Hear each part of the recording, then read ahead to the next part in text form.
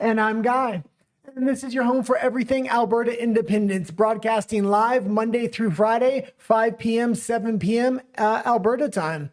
Let's get into the big news. Hello. And before we start, thank you so much for joining us today. Just a reminder, please subscribe because it really does help us out. It's what helps us out the most. And also, we read all your comments, so let us know what you're thinking as we're going through the stories. We usually read all the comments at the end of each section, but if you send a super chat, we'll read it right away. Well, and the formatting is a little bit different today. We do have sections, so a bunch of different Alberta sections, whether it's Alberta local politics, Alberta stay free petition, Alberta general Canadian politics. So you'll see a little bit of a different layout. I try to do 5 or 6 stories per section. We'll see how the timing works out today. It's supposed to be a 2-hour show. And also hello to Lyle Norman that says, Alberta independence, baby. Yeah, sooner the better. Yeah. But should we start with Alberta stay free? Yeah, let's go. Free home Alberta, where the roots run deep and the money trees grow. And starting with a quote that you had. Well, yeah, it popped up on my feed and I said, well, this is a good quote, even though it's from a Liberal. The quote is actually very relevant to the direction Canada is going and why Alberta needs to get its independence. Milton Friedman saying, the great enemy of human freedom is the government. By taking money out of our pockets and spending it, it destroys our freedom, and especially socialist ones, because they run out of money real quick. Well, it's funny how a Liberal used to sound like a conservative, and now Liberals are absolutely woke craziness. Mm-hmm. And we're seeing it reflected on every corner. But you also have this from Pascal. We're going to need to slow down a little bit and talk a little bit more because I did less stories. Sure. From Pascal Engelhardt says, quote, for long-term followers, my move to Alberta is 100% confirmed. My company is fully dissolved. My property is sold. And I just made an offer on a very nice piece of land. Cross your fingers. I want that one. Either way, I'll be there before August 1st. Let's effing go, the land of the free. Yeah, and I'm glad I'm starting to see this from people from other provinces, realizing rather than fleeing to the United States, Alberta should be their first choice. And if things, for some reason, don't go the way we expected, you can always have that backup plan of the U.S. But Alberta is a much better choice than even the U.S., especially with independence on the horizon. This is a province that had voted 93 years for conservatism. So if you get your independence, you're going to have a firm ideology that's not going to be bipolar like the United States every 4 or 8 years. And exactly that. It is that in the United States, you will always be chancing it. If Gavin Newsom gets in or someone even worse, AOC eventually, if they get in, it's going to go be essentially what you're fleeing from in Canada. Right now, yes, the US has a great program for anybody that does have useful skills that the US needs, but that could end. It could become a lot harder if you go to the US, which is also why the 51st state is not a good idea. Well, yeah, and last year I was beating the drum fairly hard of we need these people that are these conservatives and like-minded people that would vote for independence that are fleeing Canada en masse for the United States to come to Alberta, and that's kind of why I put this story in. 41,000 people last year from BC alone fled Canada and British Columbia primarily for the United States. So if we can get them to flee for Alberta, vote for independence, it's going to really help us out in the vote numbers and the vote percentages. I was kind of game planning yesterday and thinking about this, and I'm like, well, if I was Mark Carney, how would I try to legally rig the vote? And one thing everybody knows he's going to probably try to do is try to put transplants into Alberta. But if that doesn't work out, he'll probably get private corporations to offer a lot of remote contracts, so a lot of workers won't have access to voting on the day of the 19th.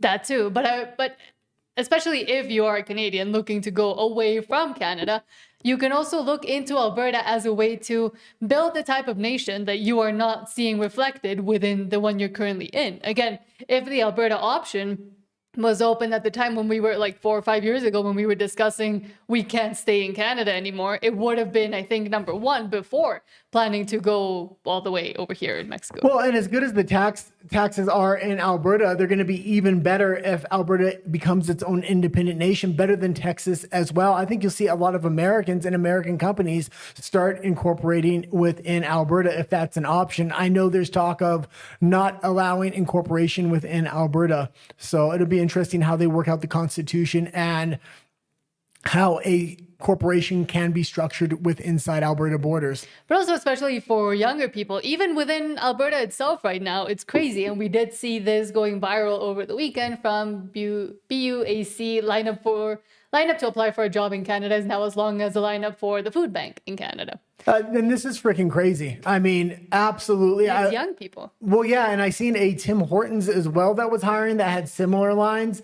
This is young people, and the reason I brought this up in the Stay Free section, this is places we can kind of game plan and see what we want for the future of Alberta and how we can kind of get people to vote for independence. This is a prime opportunity, maybe not even to gather signatures, but just talk to young people about Alberta independence. These are the most, this is the group that's going to be probably most easy to influence, especially when they're standing in a 4 or 5 hour line for a single job or a couple of jobs. So. Hi. This is a job fair for youth in Calgary today, the Big Four. These are thousands of kids waiting in line. My son's actually in line. It looks like it's going to be about a 3-hour lineup, but the fair ends in 90 minutes. So I'm not sure that all these kids are going to get in. I'm serious. Just wait. We're going to go around the corner. This is what thousands of young people looking for a shot looks like. And there's only 80 employers inside. Okay, so it should politics, actually be a we're going to concern. continue to play. So there are 80 employers inside. That's why there is a long line. That being said, if these kids don't get in, they're going to be disgruntled. That's the perfect time to talk to them about Alberta independence and why they shouldn't have to be going through this, why employers should be seeking them out. And that's the way it will be in the new Alberta. And especially this is in Calgary, as you mentioned, like this is insane. Yeah, the fact that this is happening in Calgary of all places. For all of us, because this is about whether young people want to work, and they clearly do. And it's actually about a system and whether it's working for them. Federal programs like the Temporary Foreign Workers Program are supposed to address labor shortages. But when local youth can't access entry-level jobs, it's fair to ask if these programs are working the way they're supposed to. Like, we can support immigration and we can support economic growth. And at the same time, we can make sure that our young people get opportunities. Like, these things shouldn't be in conflict. Alberta's future depends on whether this generation gets real opportunities. Just wait, a strong Alberta will make room. Here we go, more. Make room for more opportunities for all Alberta kids. Thousands of resumes, guys. And 80 employers in there. Do the math. It's unreal. Okay, and that's good. And what do you think that means for job wages? When you have that many people waiting on so few jobs, that's an employer's market. They're going to be able to undercut and probably pay minimum wage for most of these people.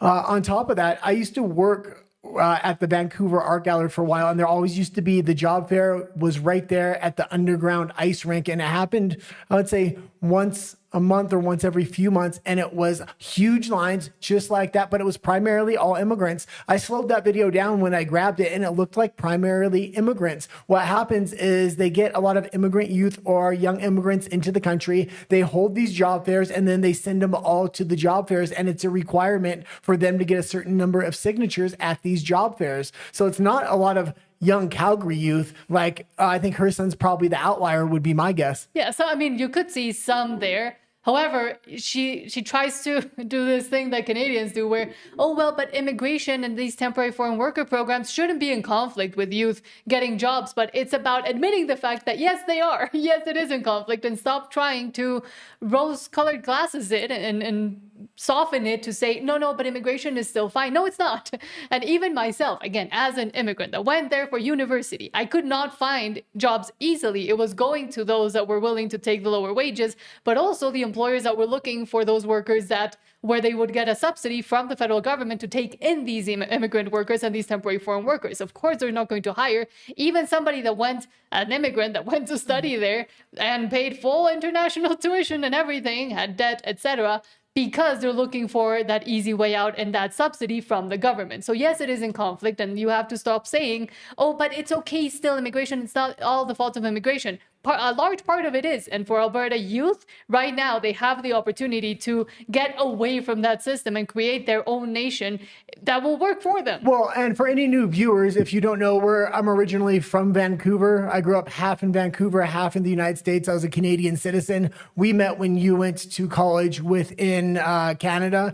In Vancouver. And then we decided we absolutely had to flee because the government got too crazy. We already voted for Alberta independence. Luckily, you were originally from Mexico. Well, we already voted for our own independence. Yeah, luckily you were from Mexico, so we already had a place to go. So that was fantastic. There was something else I was going to say. It's kind of, we were watching Rebel News just before this with Sheila Gunn Reid, and she was talking about this exact thing with Tim Hortons and how they're trying to lobby the government to change the laws. They want to bring it up from 20% foreign workers to 30. They want to increase the subsidy wage. If you don't know what the subsidy wage is, the government covers 30% of immigrants' wages. So local businesses are far more likely to hire immigrants rather than seniors or young adults. Mm-hmm. And you have the opportunity to change that. Again, I lived in Canada for 13 years in Vancouver. 6, 7 years ago, we made the decision that we couldn't stay in Canada 6 years ago any longer. And luckily, exactly, I am from Mexico originally, so we came here. But again, if that opportunity was open at the time of Alberta independence, I would have looked a lot further into that rather than just leaving. Well, and for seniors and young adults, minimum wage within British Columbia and a lot of other provinces is $18 an hour and up. These are good jobs for young people, especially if they're going to school and things like this. Mm-hmm. This system needs to change. When Alberta gets its independence, it needs to stop thinking how are other people going to think about us and have a hard line on immigration and what countries you want to immigrate to your country. You want immigrants from other countries that are going to have similar moral values to Albertans and that are going to adopt the Alberta identity, I guess. But also that are bringing something in, not that are going there to take things away. Yeah. Well, the welfare program for immigrants coming to the country needs to stop, period. And you have to get rid of that but government and ideology imposed guilt that has been put upon the citizens. Because again, it is crazy to me to hear that lady saying, oh, it's these temporary foreign worker programs, but that's not the issue. And that's what you need to get rid of as well. Well, the government's proven one thing: the amount of immigrants that are coming to the country and the level of benefits and welfare programs they're willing to give to them. If we just cut off all immigrants from these benefit and welfare programs, meaning they have to be self-sufficient when they come to the country, and put high standards for these benefit programs, there's more than enough money for people that are in actual need, like single mothers, senior citizens, things like this. Well, and even when I remember when I applied for university, there was a whole socioeconomic study done on myself, my family, other people, grandparents, etc. It was very, very in-depth, and being able to prove that you could sustain yourself or with the help of your parents, or how you were going to self-sustain if you had to get a job, how many hours you could work, and that has completely changed since then. Okay. Which is crazy. Let's get into the next story here. And that one I wanted to take a little bit longer because it was relating to the video we were watching just before we got on the air, so it was fresh in my mind. From freedomcalendar.net saying 3 main reasons for Alberta to become independent. Yeah, and this is what a lot of these rallies or get-togethers are looking like for Alberta independence, and it's good to see. I just wanted to kind of show a clip if anybody is wanting to go out there or maybe they can't make it. First, of course, Alberta will have an incredibly dynamic, renewed, and more accountable economy than it has right now. Second, Canada, or Ottawa, will have to tighten its belt. It'll have to grow up. It'll have to learn to pay its own bills. And the third one is for the rest of the world, basically. There are literally hundreds of secession movements around the planet. If Alberta separates, it can be a role model to the world because they can do it. Albertans can do it peacefully, and they can have incredible prosperity.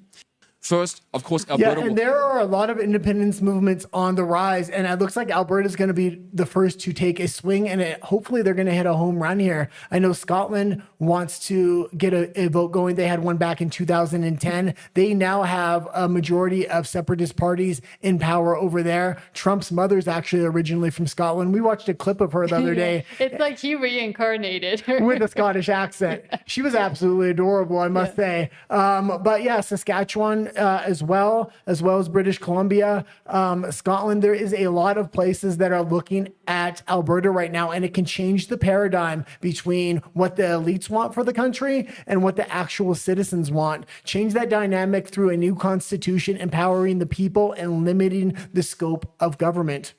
We also saw from Rebel News that U.S. Ambassador Pete Hoekstra, I don't know how to say that, says they are tracking Alberta's independence referendum, saying we're just watching. Yeah, and this was an absolutely fantastic interview from Rebel News. I'm glad they got access to him, and he was very, very reasonable. I highly recommend watching this. The allusion there by the Treasury Secretary to a referendum. The Albertans are very independent people.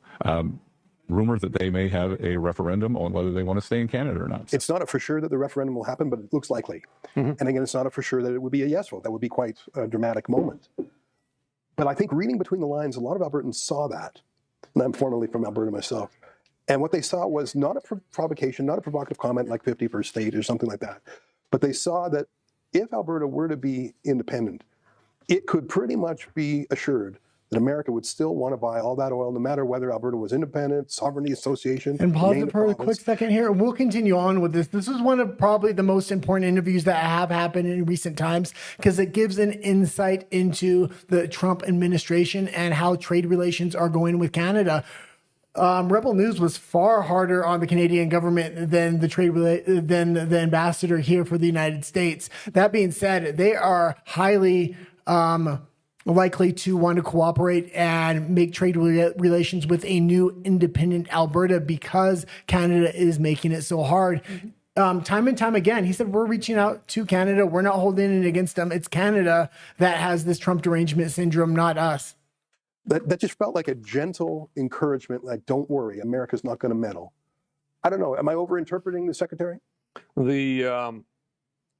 Yeah, I mean, we're not going to meddle. Okay. Let's say that the vote is a yes vote. Which, I mean, It came within 0.5% in Quebec. Quebec in 1995. we track this, not because we want to influence, but because it's our job to report to Washington what's happening in Canada. But, it's also very uncertain, at least from, again, our understanding, our limited understanding of how this all works. And I think some of it's new to Canadians because they've never had a yes vote. Right. But the yes vote triggers a negotiation between the province and the federal government about the relationship between the province and the federal government. It doesn't necessarily mean it becomes independent. So, so we're just... Okay, you can leave it there. And the reason this interview works so well is because the ambassador from the United States is such a frank guy, and he doesn't give these political answers. He just cuts right to the chase and says exactly what he's thinking, and is very transparent. But so it's good to see he's saying, "Oh, we're not meddling, but we're checking. We're looking at what's happening." And at the same time, with the trade relations in Canada, the USMCA being renegotiated soon, Mexico and the US, well, Mexico being kind of forced, but having to also take advantage of it by the US to open up more trade relations just bilaterally, and Canada having this derangement syndrome still going on, not actually wanting to work and move forward. They brought up this idea of the pipeline again going over to the Washington state coast, and I think it's a fantastic idea. I think Alberta should, right now, under Danielle Smith, should be getting this pipeline to go forward and stop trying to negotiate and attach strings to everything. A matter of fact, take a lot of those strings away and said, we would rather deal with the United States than the Canadian government, kind of setting the precedence for Alberta independence already. Because if she does that, it sends a message to Albertans that we have a trading partner to the south, which we've had for decades. We have good relations, even though the rest of Canada seems to not want to have any relationships with the most important trading partner that they've had. The rest of Canada is transitioning to the arms of the CCP and the Chinese government here. But also we saw from John Alberta Patriot that the Alberta independence movement is mainstream, and now we're seeing politicians support it. We have a real chance of winning. Let's go. Yeah, and you can click on that if you want. And Freelion64 says, quote, obviously we have at least one MLA that works in the best interests of the people of Alberta. And this was fantastic to see. I think this is the first of many, especially after the vote takes place. If there is the signatures come in and there's a substantial number of signatures, that gives cover to a lot of politicians within Alberta to kind of maybe voice their support either in front or behind the scenes, which will be a good thing. Do you want me to open up that article or no? Yeah, you can open it up if you want. I actually didn't read the whole article, but I was talking about this the other day because this happened last week, I believe. So Jason, sorry, it's from the Western Standard quote. Stefan says referendum on independence is good for Alberta. The 600 billion betrayal. How Canada's constitution is rigged against Alberta. It's a UCP MLA Jason Stefan saying referendum is good for Alberta. Referendums trust Albertans, allowing them to inform themselves with the facts and then vote, seeking freedom and prosperity for themselves and their families. Signing the petition to have a referendum vote is different from the referendum vote itself, and then. Yeah, and that being said, there's becoming a coalition of conservative-minded individuals in Western provinces. If this Alberta independence thing, for some reason, goes off track or doesn't go the way that I hope, you're going to see emergence of new parties outside of the traditional Conservative Party, I believe. And I think he's setting a good precedent here, and I think he's going to get a lot of support for it in the long run. Well, and he was saying technically that yes, you can, even if you're going to vote no, you can sign the petition to at least have the referendum. So at least still kind of couching it, but at least speaking about it, because we've seen consistently and we've talked consistently about Pierre Poilievre and his comments, for example, on Joe Rogan, but even after and before that, where he just went completely against it almost. Well, and Danielle Smith needs to be using the Alberta independence movement to put massive pressure on Mark Carney to say, no, we're going to get a pipeline and we're not going to have all your eco strings attached to it. We already give you remittance payments, and now you want to attach all these other taxes, whether it's carbon tax, green tax, whatever it is. How many taxes do we need to pay? We're drilling for the oil, we're taking it out of the ground, and we get barely any of the proceeds when it's done. This is one of the big economic reasons for Alberta independence, but there's so many cultural reasons we've gone into, and I hope when Keith Wilson does have that debate with Jason Kenney, he really does focus on the cultural issues and the political imbalance of power, because these are things the Canadian government just can't fix. They're going to try to throw a pipeline and natural resource contracts at Alberta and said, we fixed it. You don't need to vote for independence no more. But that's not the facts. And that's going to be the trick. Yeah. That they're going to try to use, and looking past it instead of saying, oh, well, the economic issues might now be fixed. Okay, fine, let's stay within Canada. That is what they want to try to convince people to do. Well, and we're going to talk about it in one of the other sections, but the nationalist game plan is starting to come to fruition, and some of the chess pieces are very obvious at this point. And now let's read some comments. Edward says, free Alberta. Yes, as soon as possible. Well, yeah, we're going to read all the comments at the end of each section. This is the end of the Stay Free section. We're going to go into Albertan politics next. So. And Sean Evans, hello, says, hello, you two. Hello. Says, hope you're having a good day. Same. And says, question, Ottawa sees what's happening here in Alberta. They are strengthening the Suffield military base. Will they try another method to stop us? Well, we're going to talk about it in a minute. Maybe I'll bring it up just because he brought the question up. It's going to be obvious that Mark Carney may want to use the Emergencies Act. That's why he was trying to take it all the way to the Supreme Court. And why would he do that? He's going to try to claim foreign interference, that Trump wants to divide us in order to conquer us. He had previously already used that statement, but I think that's going to be the main narrative put around Alberta. That will work for nationalists in Canada, and I think he will get major support behind that. But in Alberta, it may have the opposite effect, really pushing more people towards independence. But even if it pushes more people towards independence, but he can justify the Emergencies Act to the majority of national Canadians, I think he just may do it. And we've seen a lot of crazies still continue to say, oh, the U.S. wants to invade Canada. The U.S. is the most dangerous country for Canada at the moment, which is insane. Well, and this is another reason why it's important to do this while Donald Trump is in office. He said he's going to support Alberta independence overall. So if they take the vote and they want to separate national Canada is going to have to go into those negotiations. But if they refuse to go into those negotiations and Alberta says, okay, you're not willing to engage in fair negotiations, we're going to separate. It comes down to force at that point. Who has the more will? Is national Canada willing to force Alberta to stay? Well, Alberta's going to say, okay, we're going to go. They're going to need somebody to back their play, and that person is going to be the United States and Donald Trump at that point. With also the rest of the shield of the Americas that they're forming, because they're forming a big coalition within the rest of the continent. So it is, if the U.S. recognizes it, it'll be a bunch of other countries within Latin and South America as well. Well, yeah, and it's not to become the 51st state at all, and I'm sure Carney's going to try to make that play as well. But Alberta is far safer to become its own independent nation. It is economically very dynamic, number one. But number two, again, I've said it earlier in the show, 93 years it's voted conservative. It has a secure ideology going forward, meaning it's not going to shift every 4 or 8 years. That way, it's easy to make a long-term, prosperous game plan. Sam says, see the NDP delegate meeting? Holy freak show. God, we will talk a little bit about it today, but then also tomorrow. And it wasn't just 1 or 2 clips. I mean, it just kept going and going and going. I grabbed the first clip for today's show. We're going to show it later on and talk about it.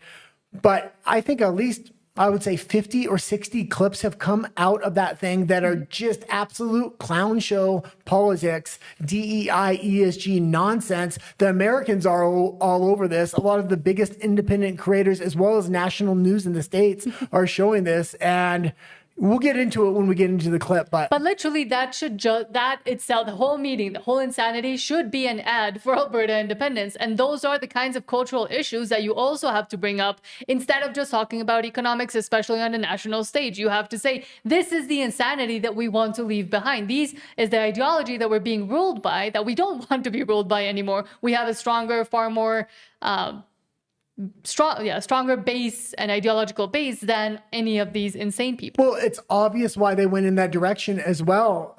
There's no need for the NDP in Canada anymore because the Liberals have become extremely far left and taken up that space. So the NDP decided to go even further left now, which I didn't think was possible. But it's almost like looking in a mirror, I'd say, with those two. The Liberals just try to hide it a bit better. It's crazy. Try to be more adult about it, but but as far as a political party and those antics going on at their conference, I mean, I was hard on the Conservatives for not letting independent content creators into their conference, as well as charging a lot. That being said, man, they look like the adults in the room compared to the NDP right now. Yes. And DeBilver, hello, says, good evening, everyone. Good evening.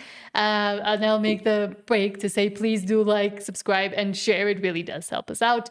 Lyle Norman says, after the crazy NDP convention weekend, I want to say the independence movement will get more signatures and votes. And exactly, use those clips, use that insanity as part of the motivations to leave Canada. Well, that's the news around the NDP's neck, especially in Alberta. The media today was specifically questioning NDP leaders. Are you going to change the name of the party after that? Because they came out with a statement saying, oh, we're for natural resources, we're for this, we're for that. Basically, they sounded like they were in favor of independence and they sounded like conservatives because they know so many voters within Alberta are going to turn against them right now after those clips. Those clips are going to live on and on and on. And this isn't just going to go away after a couple of days. I'm glad it happened because it's what the NDP is doing in British Columbia with private property rights is, number one, absolutely disgusting, but they're losing a lot of political support right now. And after the antics that happened with that convention, they're going to lose a lot more support with inside not only Alberta, but hopefully even Calgary. We need to take Calgary back. Sean Evans says, by other methods, I mean heavy-handed actions. And that could be, as you mentioned, strengthening military base, but also I would say heavy-handed actions would be calling the Emergencies Act and trying to use that, especially now that we're seeing that they're trying to move it through to the Supreme Court. Yeah, if they use military action, they're going to want to do it before the vote. They don't want the vote to take place because they lose in a military action after the vote takes place. And that's what I was kind of trying to say there a minute ago. Meaning, if he declares the Emergencies Act, say Trump is trying to divide us so he can conquer us, I have to declare the Emergencies Act. We're not going to allow that vote to take place. It's going to be hard to justify the American military coming in or supporting Alberta independence at that point because no vote has taken place. But if the vote takes place and it's 55 or 60%, and then Canada says, well, we're not going to recognize that, you're not leaving, it's very easy to justify going to the Americans for military support to say, we're leaving and we have backup to leave. DeBilver says they've already noticed, I'm just going to guess, they've already noticed there's another longest ballot in Quebec. Yeah, and they're going to continue to try to do this. This is working its way up the Supreme Court. So this is going to be a big issue. I don't think it's going to be an issue with the Alberta independence vote. It looks like Danielle Smith, at least to this point, even though she's flooding the ballot, and I've gone on her about that, she's putting it on a separate ballot. It is on the top of the stack, which I do like as far as that goes. And Justin GP, hello, says, Canvasser here. We have an important meeting tonight. We don't have enough signatures yet. Please go out and sign. Please go out and sign if that is the case. Thank you for the update, though, Jess. Yeah, and if there are any petitioners that are watching the show, you can give us your location and we'll give it a shout out on the show. And hopefully people go to your specific location. Usually in the beginning of the show, I give a couple locations and addresses for different canvassers. We used to focus a lot on Marty up north, but I wanted to start giving love to a lot of the smaller people that maybe don't get the same kind of recognition. Yes. And also, if you have not signed yet and you want to find a location, you can always go to stayfreealberta.com. We have the link down below in the description, and you just go search for locations and just go. Well, and they'll send somebody to you. And so if you're an older person, can't make it out to the petition locations, and I think this is more relevant, if you're a younger person that works a lot and just can't get out and it's getting close, just ask for somebody to come to your house and they'll be happy to, so we can get your signature. I know a lot of young people are kind of maybe ashamed, saying, oh, I'm able-bodied, I should be able to go out there, but just don't have the time. No, ask for somebody to come out and they will send somebody. Also, 2 pieces of ID, and you need proof of Alberta residence when you go sign.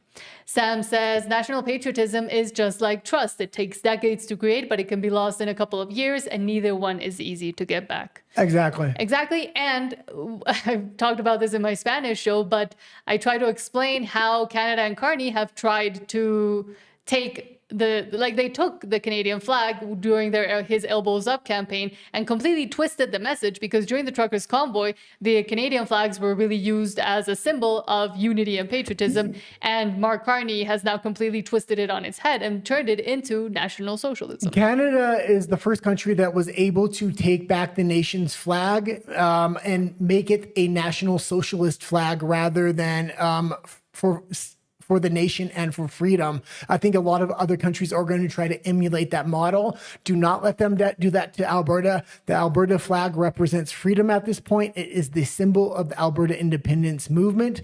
We're going to go later on into what happened with the No Kings protest, but No Kings protest all over the weekend, whether it was in the UK, in Canada, other countries, all these countries had kings.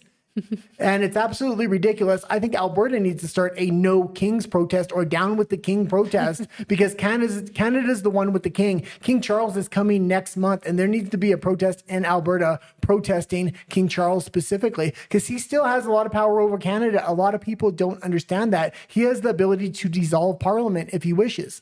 And also, he has been meeting with the First Nations that are trying to stop Alberta independence. Yeah. So again, we do see the coordinated plan going on there. But I think we had a little bit of breaking news. Let's go into that if we can. Sure. Extra, extra, read all about it. Extra, extra, read all about it. And yes, we did discuss this story last week and the insanity that it was, but now there's updates from Rebel News. Quote, Carney says it's essential Air Canada's next CEO be bilingual following the controversy over the company's English-only apology after a tragic accident, saying being a leader has many responsibilities, calling Michael Rousseau's retirement appropriate. And yes, the Air Canada CEO has now announced that he is retiring after this whole insanity. And this is absolutely ridiculous. Mark Carney didn't have a French greeting on his own line in Parliament. Number one. Number two, he missed a French language debate, or he canceled the French language debate because of his weak French.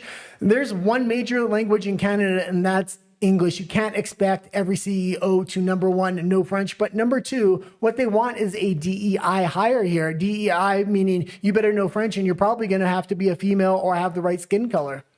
It is essential that the next CEO of Air Canada is bilingual. I think recent events, that should have gone without saying to begin with, but recent events have underscored the importance of that.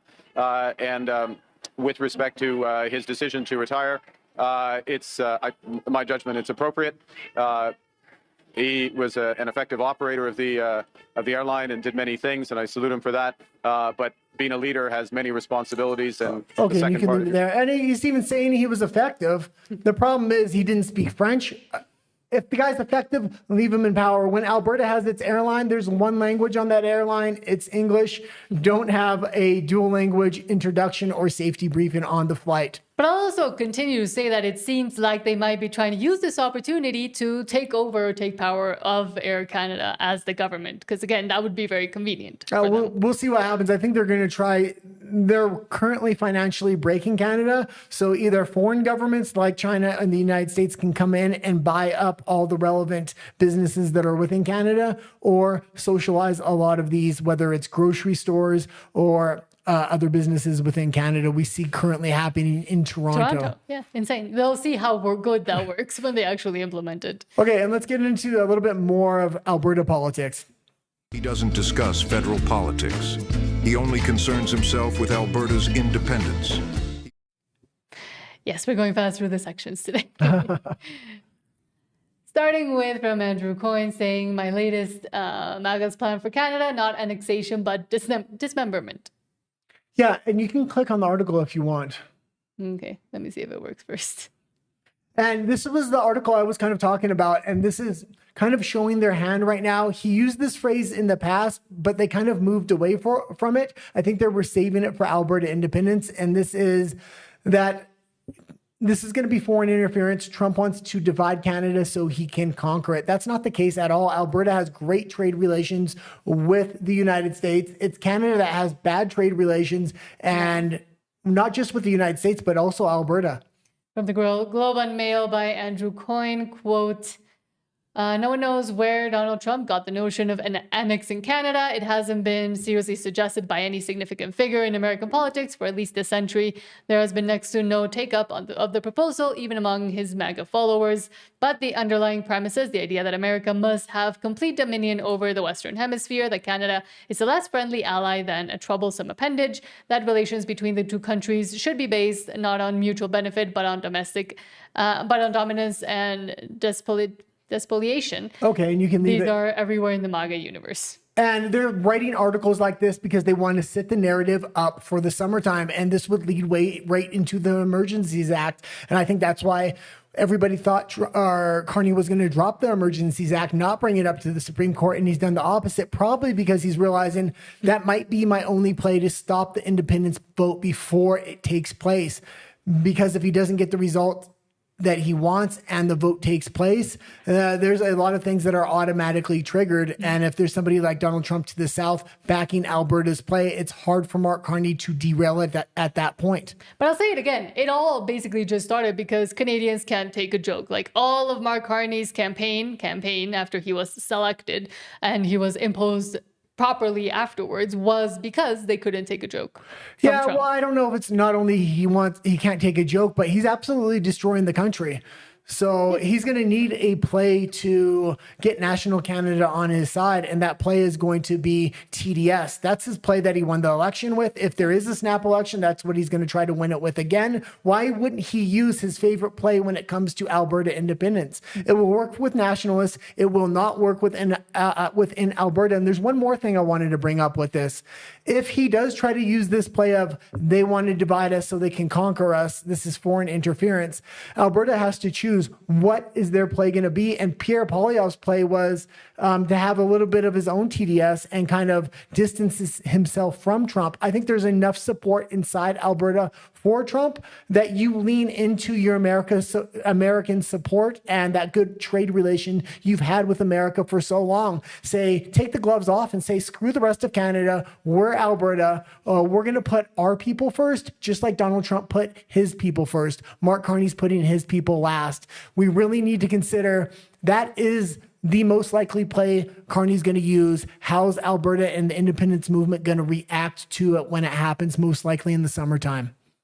And thank you so much to Jez in GP for the $6.99 super chat, saying keep up the great work you do. You as well, because Jez mentioned being a canvasser and having to get more and more signatures because apparently there's not enough yet. So please continue the good work and stay safe out there as well. But you are doing the heaviest work as well. Yeah, and there's never going to really be enough. We really need to have this push because if I'm correct and he tries to use the Emergencies Act to say there's foreign interference to stop the vote, it's going to be very important that we have a high number of signatures when we get those certified early next month. Yeah.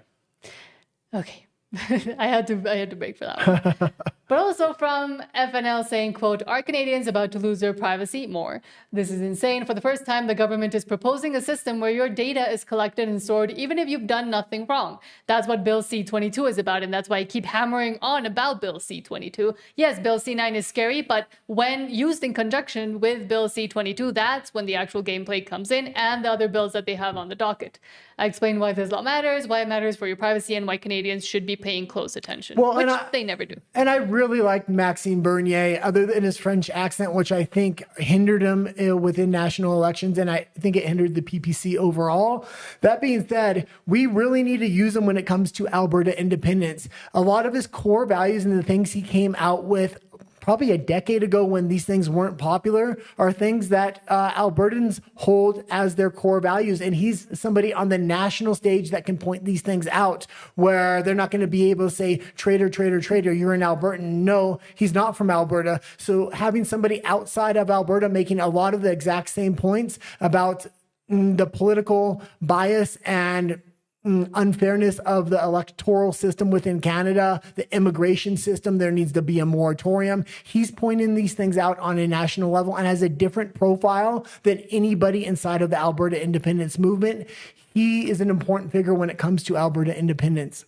The Carney Liberals are about to pass Bill C-22, titled the Lawful Access Act, to modernize how law enforcement and security agencies access your digital information. Bill C-22 forces telecom companies like TELUS, Rogers, Bell, and internet service providers to store your data for 1 year. This means that the metadata of every Canadian will be collected and saved just in case the government wants it later, even if you've done nothing wrong, even if they have no suspicion against you. It inverts the principle from innocent until proven guilty to guilty until proven innocent. This bill also forces telecom companies and internet service providers to build permanent location tracking capabilities into their networks to be able to provide geographic location data of their customers to the government. That's a permanent surveillance infrastructure designed for government spies, built by private companies that can be used against anyone,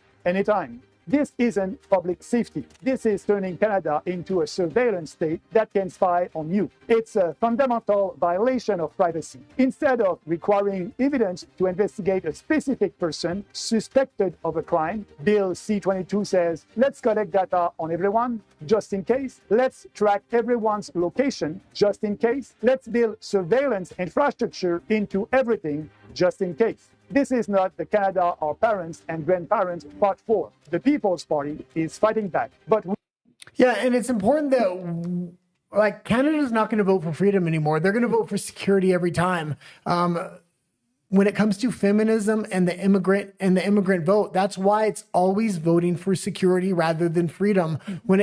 Canada used to be a place of freedom, and people used to vote for freedom and their own privacy, their freedom of speech, things like this. Canada is going away from this. They're going into a Chinese model. Alberta needs its independence so it can go into more of an American model of free speech and traditional Western values. But again, what system does this one sound like? What system does it sound like they're copying? That they just went over, Mark Carney just went over and said that he wanted to create an even stronger partnership with, of course, China. And yes, it sounds insane saying, oh, Canada is trying to do all of this just to start bringing up or bringing in maybe a social credit score system like they have in China, but we are seeing the partnerships deepen within these two countries, and this to one quasi-dictatorship, the other one an actual dictatorship, and it's never the end point when they tell you it's going to be the end point. Bill C-22 might just be the beginning of having that more power and control over the citizens.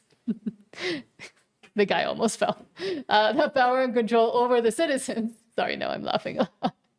The power and control over the citizens and in conjunction with the companies, because now they can also basically force the companies to continue that surveillance over the citizens. Oh yeah, I almost knocked over the lamp there. And we went to McDonald's earlier because we had to do something over by there, so we parked there. At the McDonald's.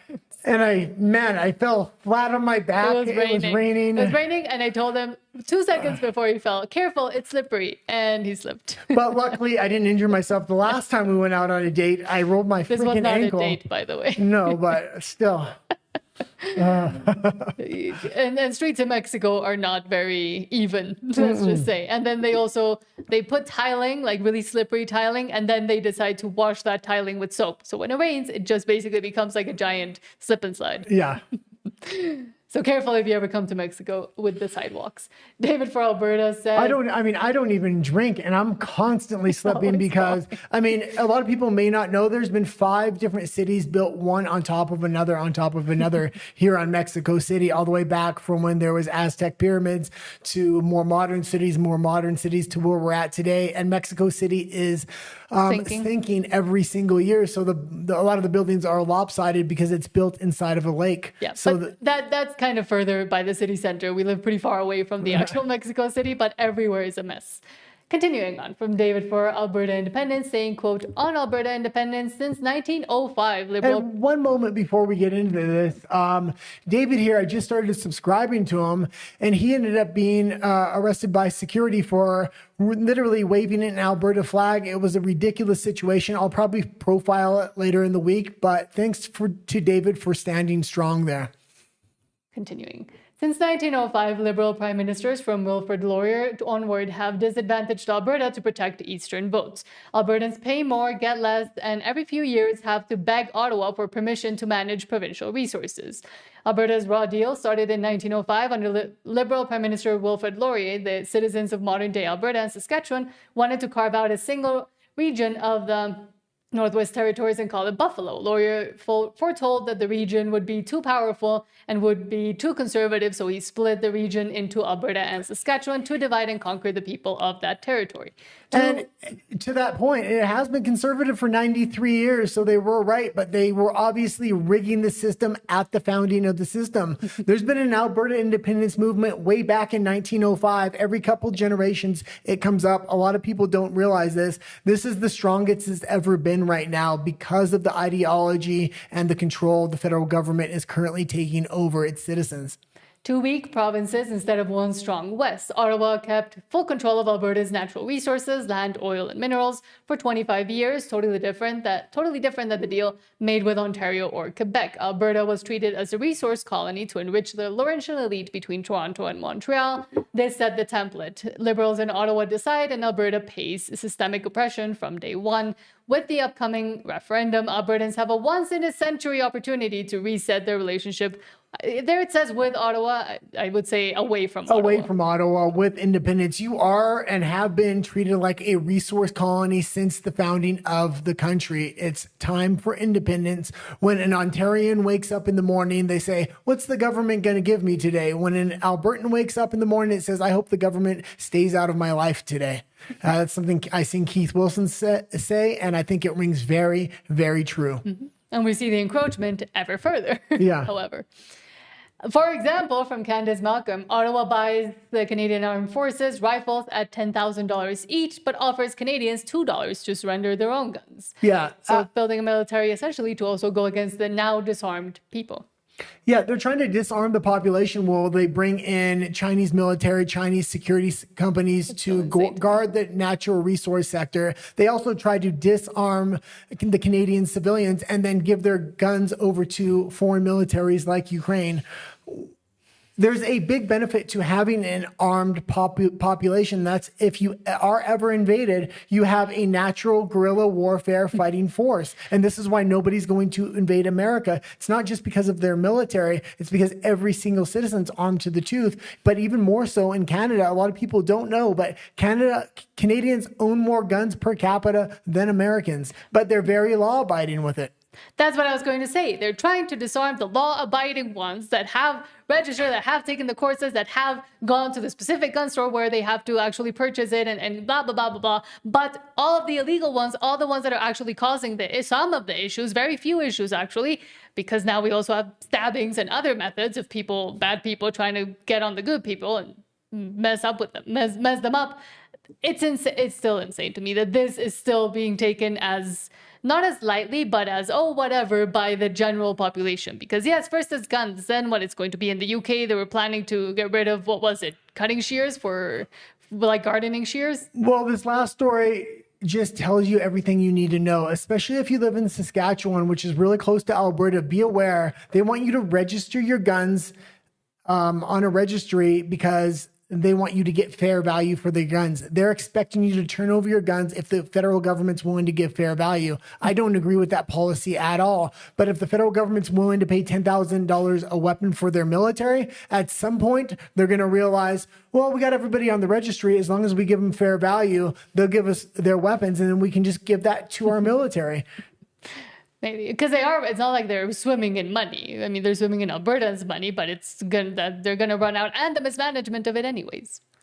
Well, I was actually talking to somebody about Alberta independence, a liberal here in Mexico. Yeah. So he doesn't think Alberta independence is going to go forward. We vehemently disagree.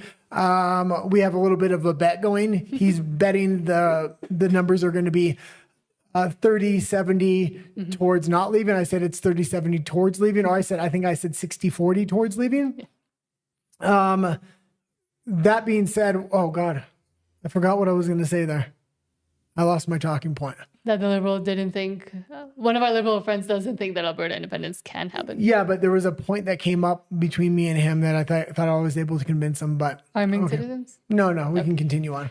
From Tanya Gaw, quote, "Why we oppose Bill C9." This is a clip from a recent Empower Hour in which Tanya Gaw, founder of Action for Canada, boldly addresses the war on Christianity that is escalating in Canada and elsewhere, and the growing risks to fundamental freedoms. Yeah, and we talk about the war on Christianity a lot, and it's definitely in full swing in these globalist states like Canada, like the EU, like the UK, and even Australia.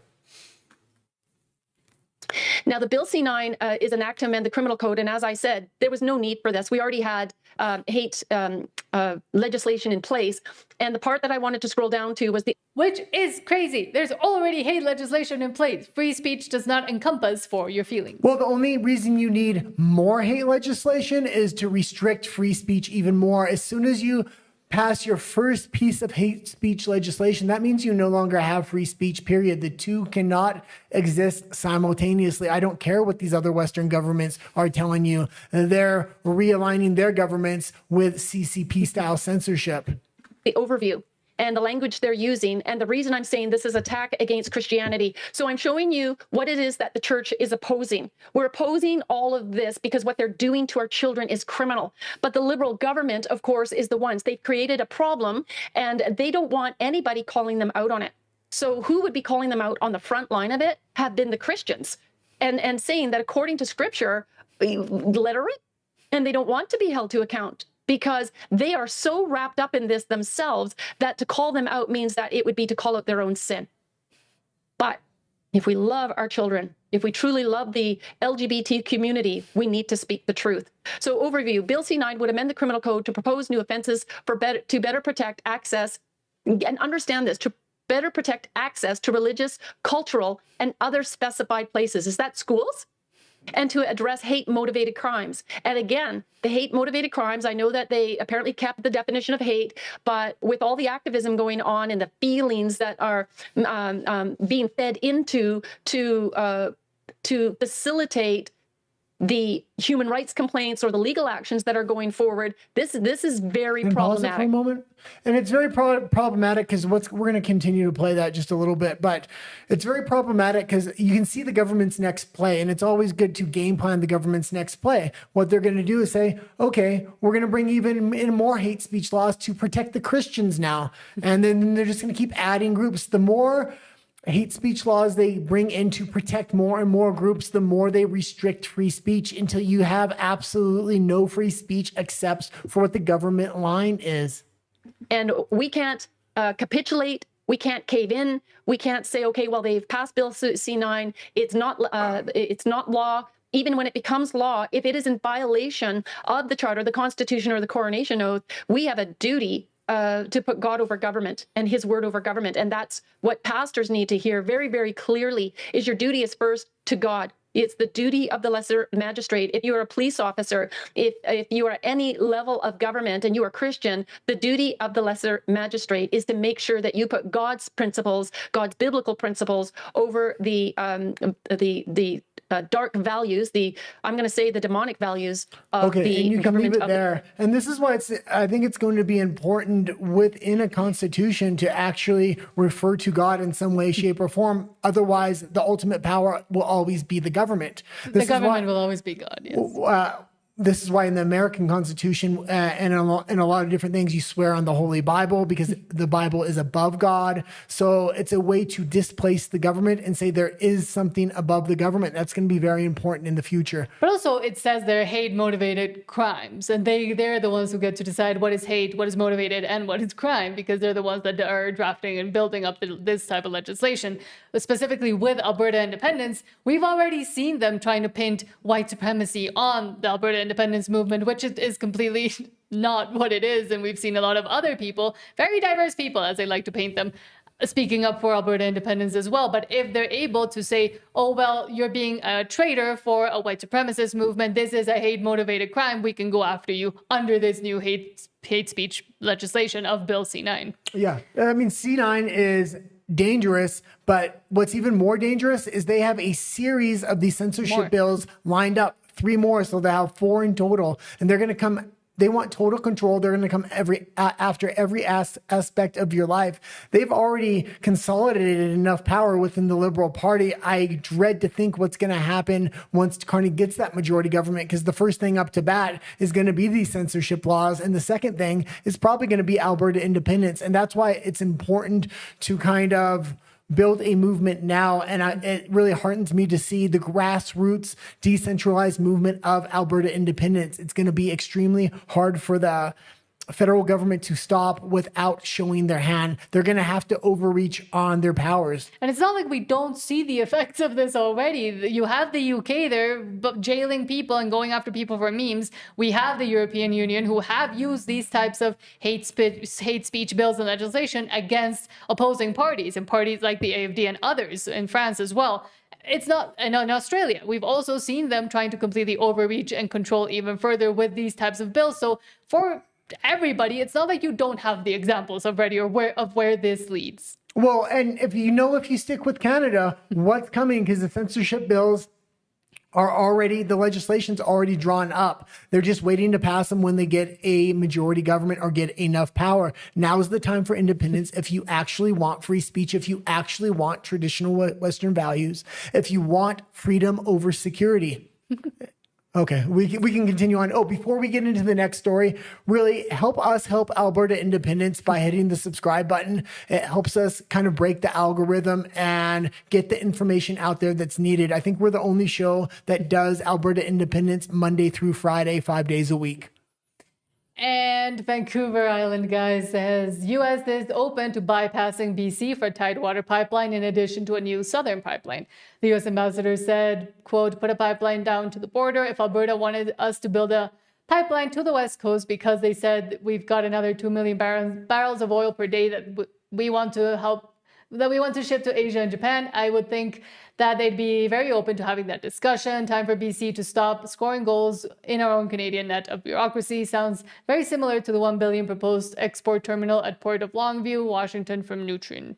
Yeah, and this dialogue's been opened up now. This interview was that Rebel News interview we showed earlier, and that's where they're getting these quotes from. But Jeff Rath, the independence movement, has said that they want to have a pipeline as well. The Americans know that Albertans, whether it's a Albertan with Canada or an Albertan by itself, wants that pipeline, and they're open to it. They need to start building it now. They need to start breaking the ties with these green policies with the federal government and with the other provincial governments like British Columbia. Mm-hmm.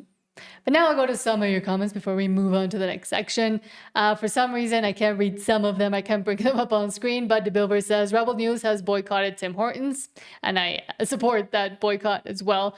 Although we are doing a story on Tim Hortons, and we did go to grab video of Tim Hortons within Mexico, because the Tim Hortons on an international scale are absolutely unbelievable. But if you go to Vancouver or anywhere in Canada, I mean, people are using drugs. They're literally living inside of it. Yeah. They're disgusting. We're going to do a video about that. Yes. Sam says, being an Albertan today is like dragging an African queen through a leech-infested swamp.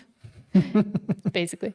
Hello Cole says, hey everyone. And then, hold on. Jess in GP says, we need to secure the signatures before the possible injunction dated for April 7th, which is why you only have 1 week now. So get out if you haven't signed the petition, if you're still thinking about it, go now. Well, and they're going to be doing get someone to go out. They're going to be doing it a little bit before April 7th because they want to have the company they're going to pay to certify the votes, do it a few days before. They want to make sure they're safe. But if the court ruling comes back on the side of Alberta independence, I think they're going to continue to gather signatures.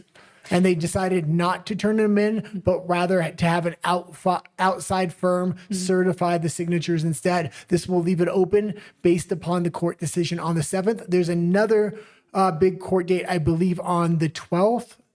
Sorry, on the 14th, I believe. And then Mark Carney's by-elections are on the 12th. So he has all 3 by-elections where he can maybe get a majority government. Next month, the first half of the month is going to be huge for Alberta independence, whether it's the court cases or the by-elections.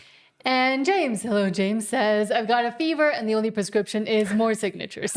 Yes. And I'm glad to really hear, because I know we have a lot of petitioners that are canvassers that are gathering signatures, and they're really motivated last week and this week even more than usual. So that's really, really good to see.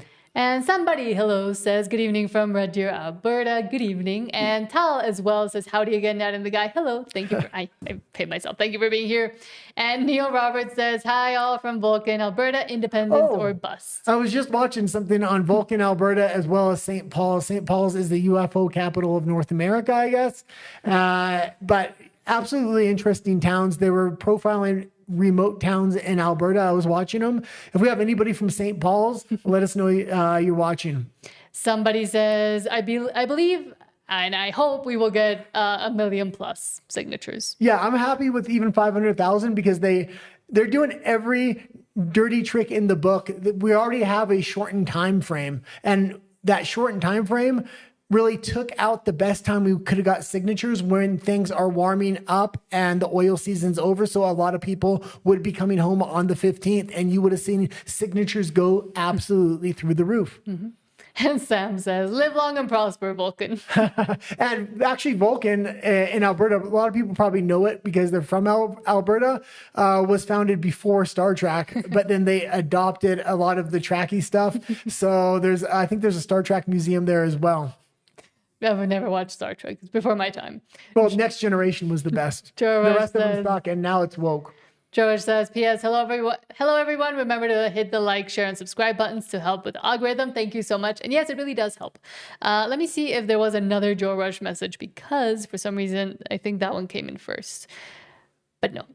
Cole says, do you think Alberta sticks to the Canadian dollar if separation happens? No, they're going to the American dollar, I think, as a transitional to their own currency. A lot of countries in Central and South America will adopt the US dollar, and that's really the unofficial global currency. So if you do want a transitional currency, you usually go to the American dollar. So I would expect that to be the safe bet, especially because they're going to want to increase relations with the United States, because that's going to be the safer trading partner. Canada, we see how Canada is involving themselves with Trump derangement syndrome and their North America free trade agreement. They're going to have an axe to grind with Alberta when it comes. So the first thing Alberta needs to do is get long-term resource contracts with the United States, even if it's at a discounted rate. Why? Because they want to be able to wait out a Democratic president. Say Gavin Newsom gets into office in 2028. As long as you have those natural resource contracts under Trump and they're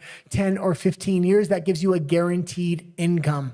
And it's also not like the Canadian dollar is doing great. The Canadian nor that it would do even better after Alberta separates. Canadian dollar is going to fall off a cliff. Everybody knows it right now. The American and Canadian dollars are starting to pull apart. The reason they've stayed as close for as long as they have is because Donald Trump is trying to make a natural or a a manufacturing economy, and in a manufacturing economy, you want a lower dollar, so it's cheaper for other countries to buy your finished products. Tal says, I'm a canvasser too, and thank you so much for that, and says, we all turned in what we had currently last week. Mitch is taking them to court. Oh, fantastic. But I mean, continue to get them because they said if the decision goes the way of Alberta independence, they're going to continue to get signatures, and it's going to be big if we can continue to get them all the way to the final date. That means we could probably reach 1 million. Because you'll also get even better temperatures to be able to be out there. Well, and not only better temperatures, you're going to get a lot of outdoor events, which you can piggyback off of. Yeah. Okay, let's go into the next section if we can. And this is the section where we're going to start profiling different personalities with inside Alberta and outside of Alberta that are supporting Alberta independence. But they need to understand that Albertans are done, we're leaving, and there's no more conversation to be had. I know that's upsetting to people. So let's start with, hold on, there we go. Let's start with Nadine, who says, can a separate and independent Alberta build a free society? Yeah, and Nadine, as well as the Critical Compass, are probably the best two resources for people that are interviewing people within Alberta independence, and a lot of thought leaders talking about what do we want from the Constitution, why do we want to leave, really kind of sussing these things out so they're full conversations. I like what she's been doing. She's probably my favorite interviewer. Good morning, everybody, and welcome back to the show. This morning, we got two guests for you. So we have no stranger to the show, Professor Bruce Pardy, lawyer, constitutional lawyer, of course, has written a Declaration of Independence and a Constitution for Alberta. And we're going to dive in that today with Dr. A.W. Barber, who has written some columns for the Western Standard, a professor at the University of Calgary. And both guests are joining us today. And here is Bruce. And Can you say hello, Bruce? We'll hear Bruce out here for a moment, but this was a fantastic interview. If you haven't watched it, they really go into what they want from a constitution, why and why not. Bruce Pardy has his own ideas. A lot of his ideas are absolutely fantastic, but the other gentleman challenges him a little bit. He's more in favor of a constitutional republic like the United States has, but I like how they flush out the ideas in long format. Nadine also, I think her subscriber base should be a lot higher than it is. I think a lot of people don't know about her. So if you are watching us and you want to know where to go for interviews when it comes to Alberta independence, she's a great resource. Hey, Nadine, thanks for having me. Wonderful. And Dr. Barber. Yes, good morning, and thanks also. Welcome to the show. And now we have all three of us. So we are going to jump right in because, Dr. Barber, you had expressed some concerns, and I think just about refinements more than anything else, about the Constitution that Bruce had written. And what I thought we could start with is, Bruce, if you want to give us just a quick executive summary of the Constitution that you wrote with its, main points and the logic, I thought I would allow Dr. Barber to come back and kind of point out those areas of concern that he had. Yeah, great. Thanks. Awesome. And I'd like to start off saying that I really appreciated the piece. I thought it was very well done, and I'm grateful to be able to talk a little bit about it. And pause it one more the time. Constitution, it's... And we're not saying Bruce Pardy has the best Constitution. She has a lot of people on the show, and she flushes out the ideas of what works, what doesn't work, what are suggestions. It's an important domain to kind of have and have somebody kind of doing this. Itself is a proposal for what I think the new Constitution of an independent Alberta should look like. And I started with this idea. A lot of Albertans say they want to live in a free country. And thank God for that. So the question is, what does that look like? How do you draft a constitution to entrench a system of governance that provides for actual freedom? Because that's not what we have right now. We don't have it in Canada. We don't really even have it in the U.S., although the U.S. Constitution is superior to the Canadian one.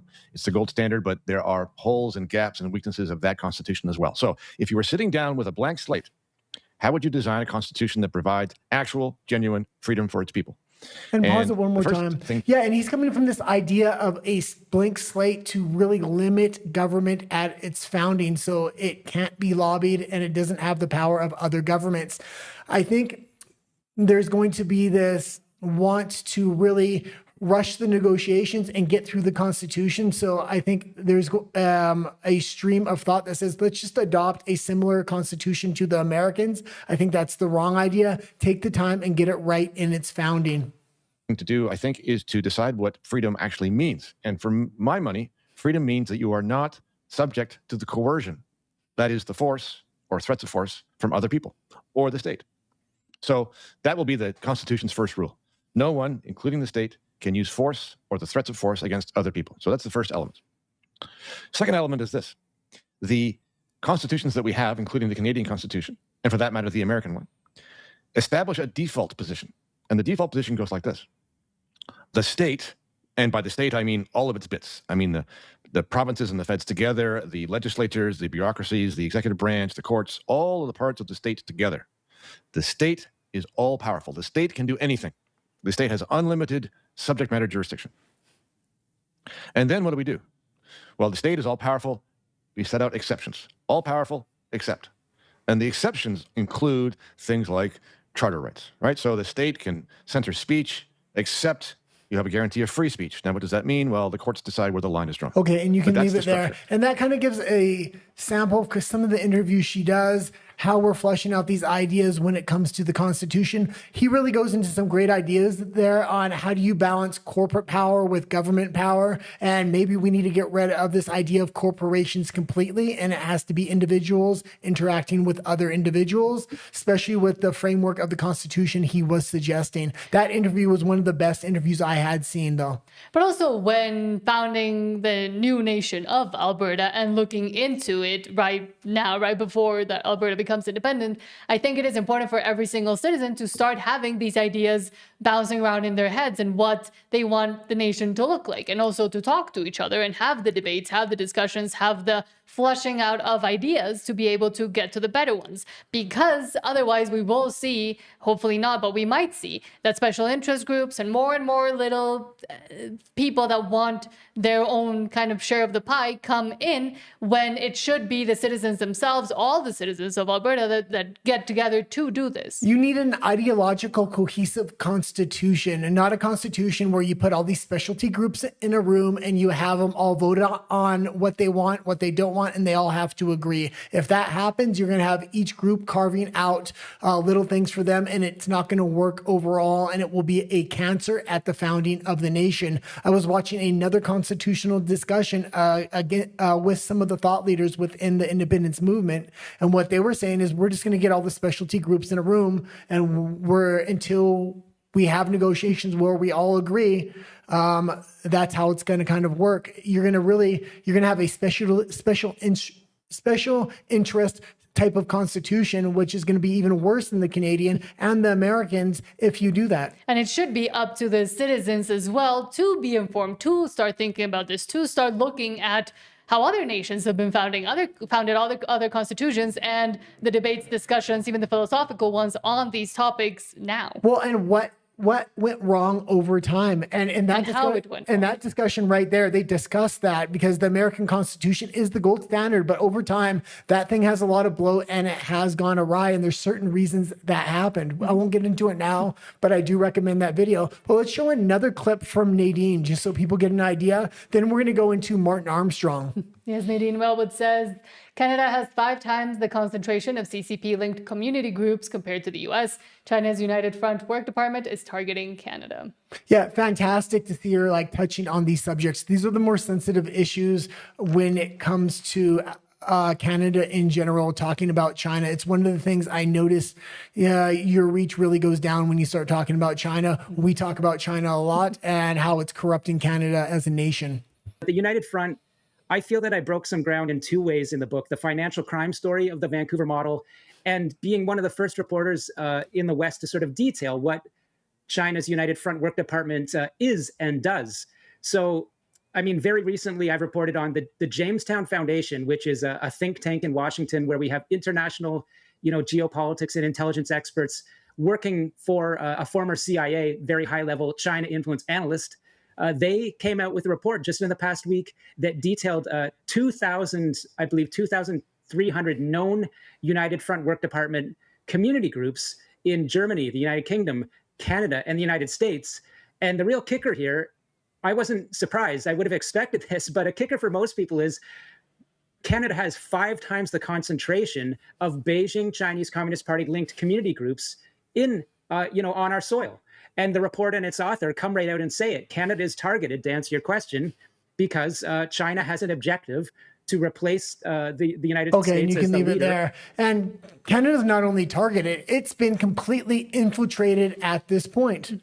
And it's, again, go back and watch CTV, CBC saying that the United States is the country that is putting the most risk on Canada, the most dangerous country for Canada. That is insane. Yeah, and again, we played that interview. It was a little bit older just to kind of profile the different interviews Nadine is doing. And she has an absolutely great channel. Let's try to get her subscribers up because I think she should have a lot more than she does. She's putting in really good work for Alberta independence, a lot different than a lot of other channels are doing as well because it's almost all interview based.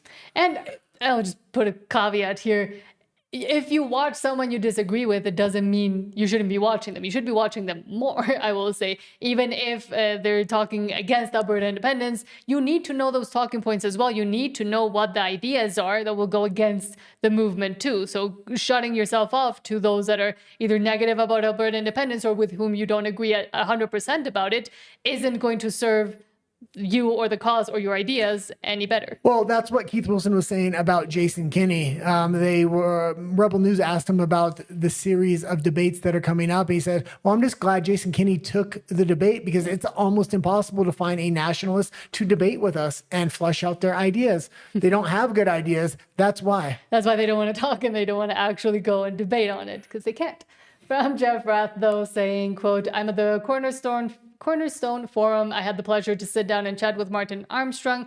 Martin is the most respected predictive economist in the world. He agrees that Alberta will thrive as an independent country. Yeah, and if you don't know who Martin Armstrong is, he is an absolute crucial figure on an international stage. When Alberta gets its independence, it's going to want to rely on him. He has supported Alberta independence for quite a while. This conference was just going on over the weekend. It reminded me to talk about him today. I have another clip after this. But he is a huge figure when it comes to economics on a global scale and at the top levels of governments when they're founding, whether it's their currency or other things like that. Regions. The United States, the Civil War. The North was industrial, the South was agricultural. All right. And you can't have a centralized power that tries to see the whole economy as a whole. You have to respect the individual side. And in Europe, you know, the same thing with the EU. Once they did this, then, oh, migrants, yes, we should bring them in. And they make these decisions which override regions. Okay, and yeah, again, if you don't know who Martin Armstrong is, just type his name up to YouTube. He does a ton of interviews. He made a predictive computer model long before AI happened, decades and decades and decades before, that governments literally paid him to ask what was going to happen with their dollar, what was going to happen with war, and the model was bang on almost every time. And that model is predicting right now Alberta is going to get its independence, and it's not going to be just Alberta, but other nations are going to follow in their footsteps. And Bonnie Makeless says, when a man like Martin Armstrong says Alberta sovereignty is a true thing, more people will definitely take note. But what happens after that? Here are his suggestions for making Alberta and the rest of Canada more prosperous and strong in the face of a mounting socialist state. And there's 2 clips here. We'll play both of them if we can. Let's see if it wants to work for me. Hold on. The way I'd like to conduct the rest of this, and as you and I have discussed off camera, I think there's a very high chance that this interview will end up in front of Alberta Premier Danielle Smith. So let's voice this as your advice for Danielle Smith.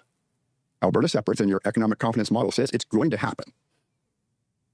How does she handle this the right way? How does she build a new nation that has the potential to be one of the most prosperous, freest nations on earth? How does she do it right? Well, I would actually say that Alberta becomes its own independent state. Okay, not like Quebec, not sovereign within Canada, out. The way I'd like to... And yeah, he's gone to a few conferences in Alberta. I'm hoping we can potentially get an interview with him. We're a small channel, so he may be way out of our league, but he is going to be really one of the economic thought leaders. Him and Tom Longo are coming up to these conferences together, and they're both Americans, but I think they'll be both very important figures to consult with once Alberta gets its independence. They're very freedom-minded as well. I advise a lot of governments. I have to do it for free. I can't charge anybody because of the laws. So I would, have no problem advising Alberta my view is that if one state does it, sets the tone, everybody will see the prosperity, and then it will start a contagion. Yes. So And that being said, this kind of goes back to my strategy with Mark Carney. He's going to declare the Emergencies Act, knowing that, I can say they're trying to divide us in order to conquer us, and then we can stop the vote. That's the only cohesive plan in my mind at this point, because there's so much support behind Alberta independence. Mark Carney is not going to be able to throw a monkey wrench in after the vote. He's going to need to do it before. And I've really been game planning the scenario. That's the only way I can see it happening at this point. And thank you so much to Smile to Life Every Day. That's a cute username for the $5 super chat, saying hello from Bashaw, Alberta, supporting Alberta independence. Keep up the great job, the both of you.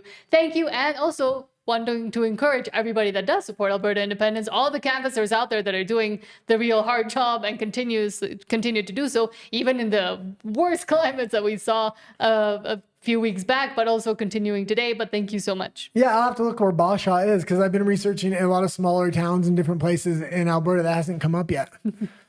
But let's go to some other comments, at least. Hold on. I'm going to switch to your camera real quick. Hopefully I don't fall this time.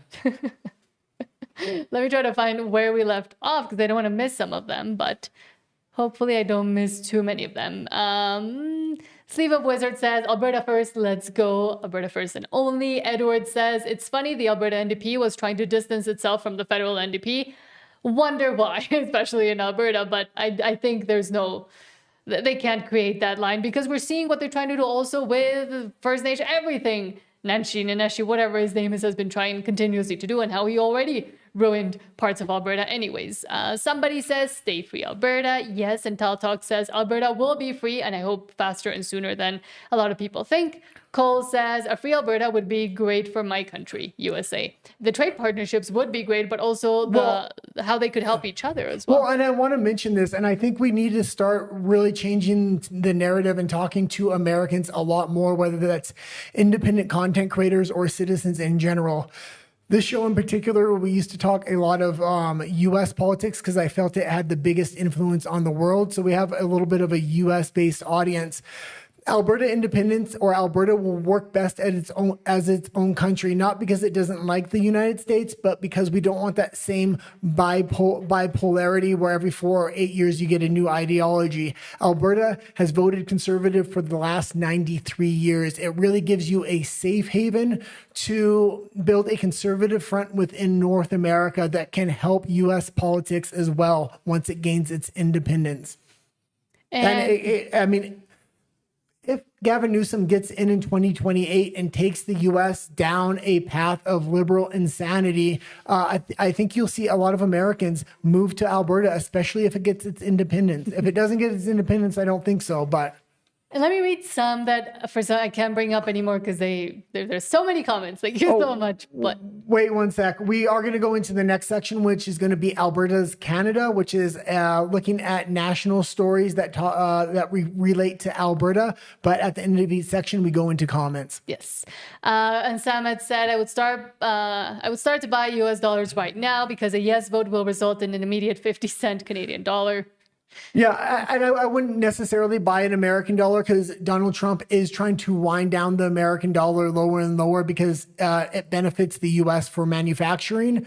There is a lot of talk, because I'm very deep into U.S. politics. They may want an internal and an external dollar. He may do that, having the traditional currency either be an internal or an external, and then have a digital currency for the second one, but that they can float at different rates, one for internal trade and internal purchasing, and then one for external goods and stuff like that. That would really help the future of a U.S. manufacturing economy. It's almost impossible to do it with the way the dollar is structured now. And hold on, because these are going to be like a sequence. Neil Robert says gold and silver, universal money. Yeah, Yes. and that would be my suggestion as well. But gold and silver have gone through the roof lately. I was happy and then because down, and then up, and then down. I had some silver, so I was happy. That being said, yeah, gold and silver are typically your bets. Cole says, once I get out of debt, I will be heavily investing into silver or gold.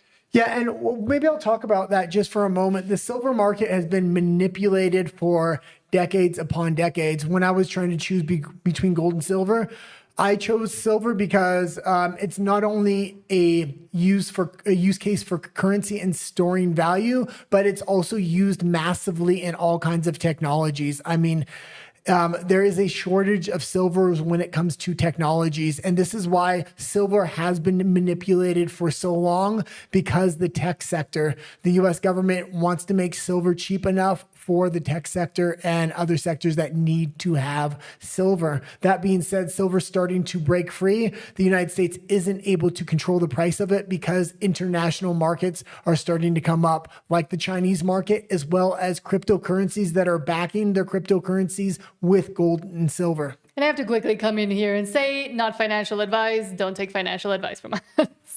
We're just talking about our personal story. Tal says, no, we will adopt the US dollar till we figure it out. If you know anything about our dollar, you'll know that it is tied 100% to US bonds. Well, and the US is really good with allowing other countries to use the US dollar as an in-between. There's been plenty of countries in the past that have adopted the US dollar and then got off of the US dollar. So the US dollar is the world currency as well as of right now. So. And hello, Primoris007 says, hola, Nat and Guy, just hola and bueno trabaja. I'll make one correction there, buen trabajo, but thank you so much. Good job. That means good job. Says, using your Rumble stream to learn some Spanish, but Nat talks too fast for me. Especially in Spanish, I get really enraged and really out there. If you didn't know, we do have another channel all in Spanish. It's just me, and I do mostly Latin America, Spain, etc. Last stream I talked about the insanity that was going on in Spain.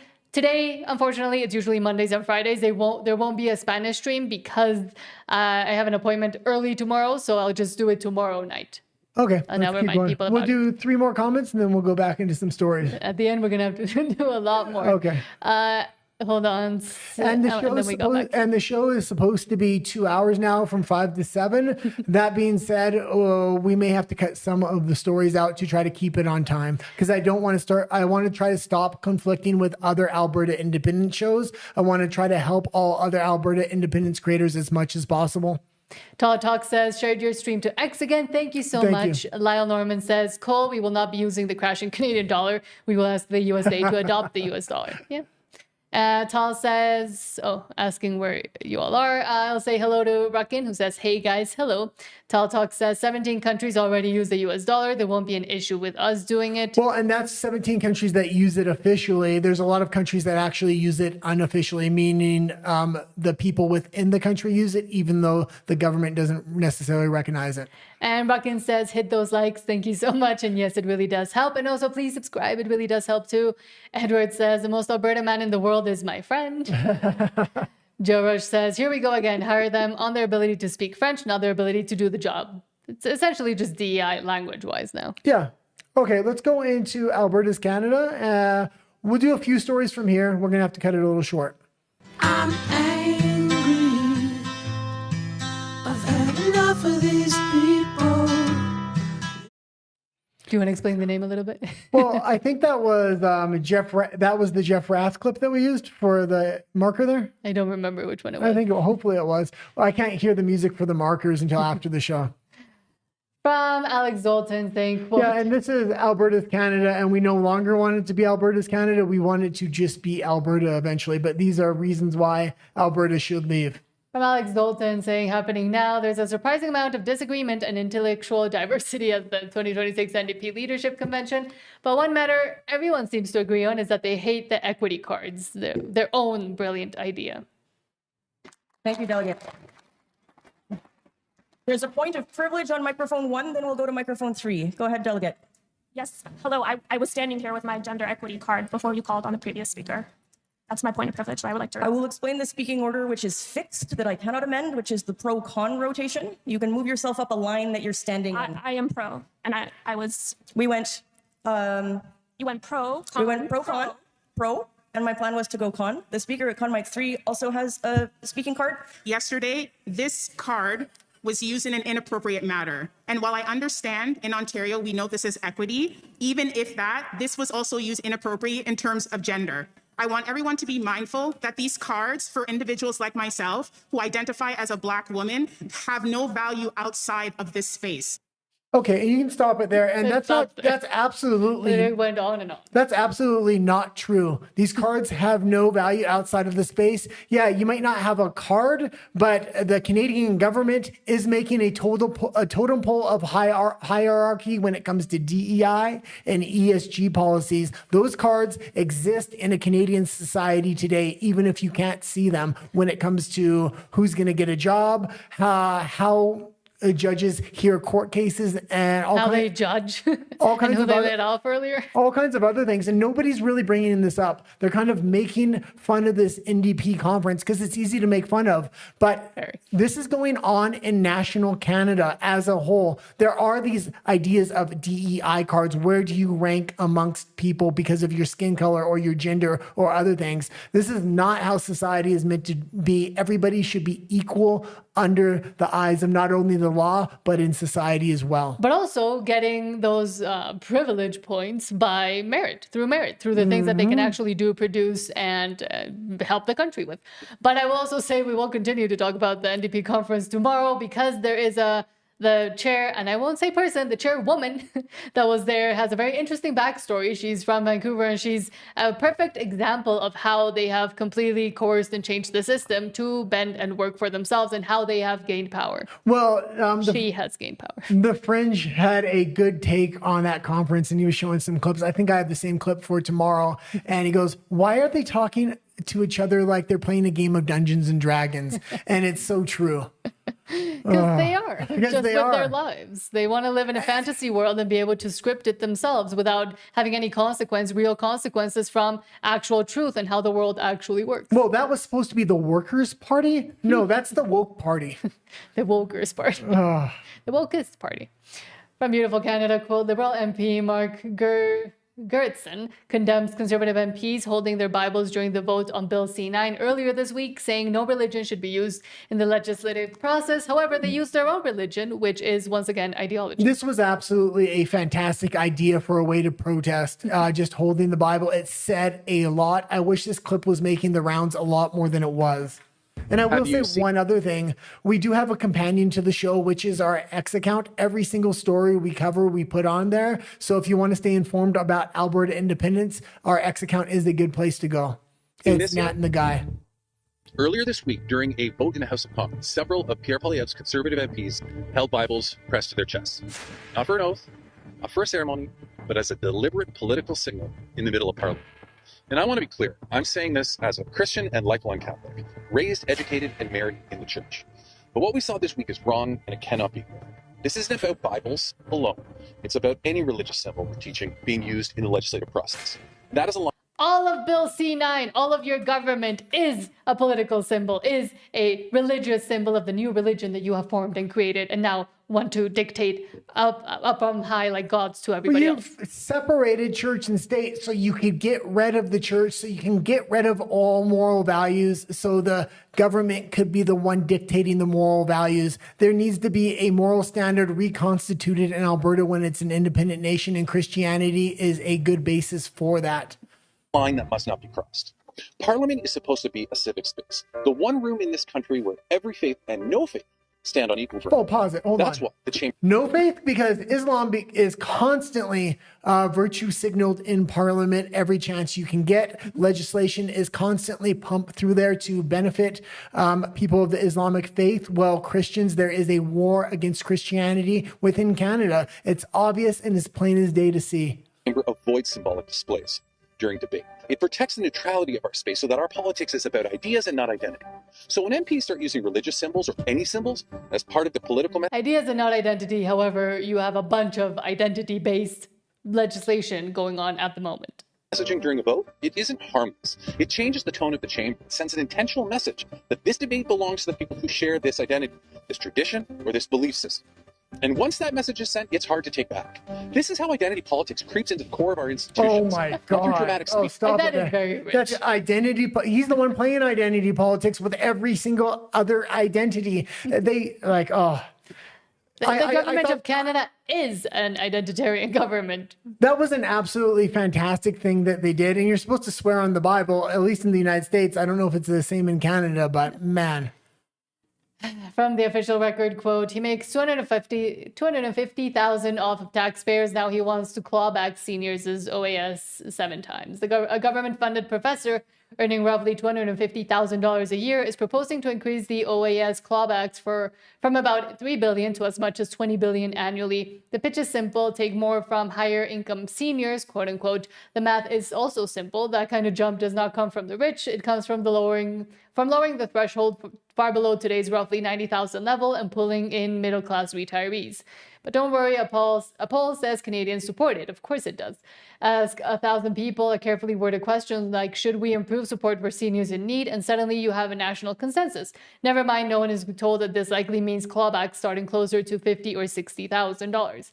Yeah, and it's very interesting what the game plan is here. We've seen the documents released by the federal government. They want the Canadian population to go up to 100 million by 2050. That's going to be a huge jump. That means they have a replacement theory to replace their voters with. They've already replaced their young voters with immigrants, older voters, and a lot of these identitarian groups. They're going to go after the older voters next, and they're going to replace those with more immigrants. 2027 and 2028, they have a huge ramp up of immigration coming. Right now, there's a lull because Donald Trump's pushing back against it in the North American free trade agreements here.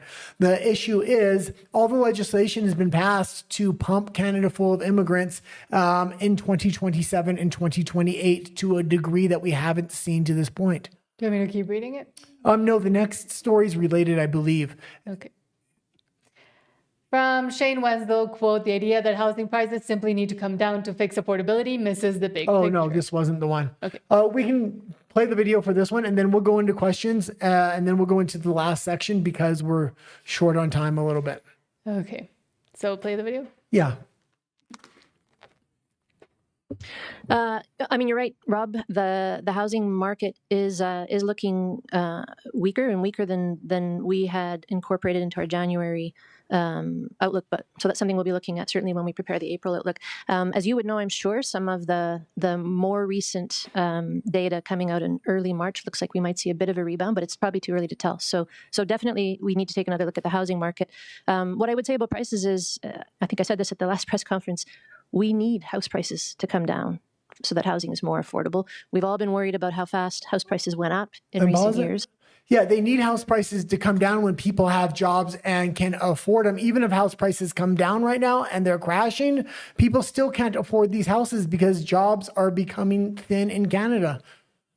And now we're worried about how they're coming down. We do need them to settle down a bit for housing to get more affordable. There isn't really a path to affordability, particularly in some of our big centers, without house prices correcting a bit. So we will watch that. Housing is one of the things that feeds into our forecast and our deliberations on monetary policy. Okay, and you can leave it there. And I kind of I think what was written is actually important because it makes the point. If you actually want homes people can afford, you have to look at the full cost stack, not just the final price. What about lowering personal taxes so families can qualify for homes in the first place? What about rethinking net zero mandates that add significant upfront costs without improving affordability? What about shrinking layers of government that slow everything down? What about cutting red tape that delays projects and drives up prices? And yes, what about every level of government taking a hard look at the fees they add to each one? You cannot regulate your way to affordability while adding cost at every step. Well, and Canada's too far gone at this point. I'm talking to Albertans when I played this clip. We need to rethink how we do housing here. No taxes on property. Once you buy your property, you never pay taxes on it again. Maybe at the purchase, okay, we can talk about that, but no taxes on property. This benefits retirees and older people that are on fixed incomes and rewards people for a life of hard work who spent everything they had on buying a home. Do you want to go to the next one? No, we'll read a couple comments and then we're going to go into Alberta and the world. Okay.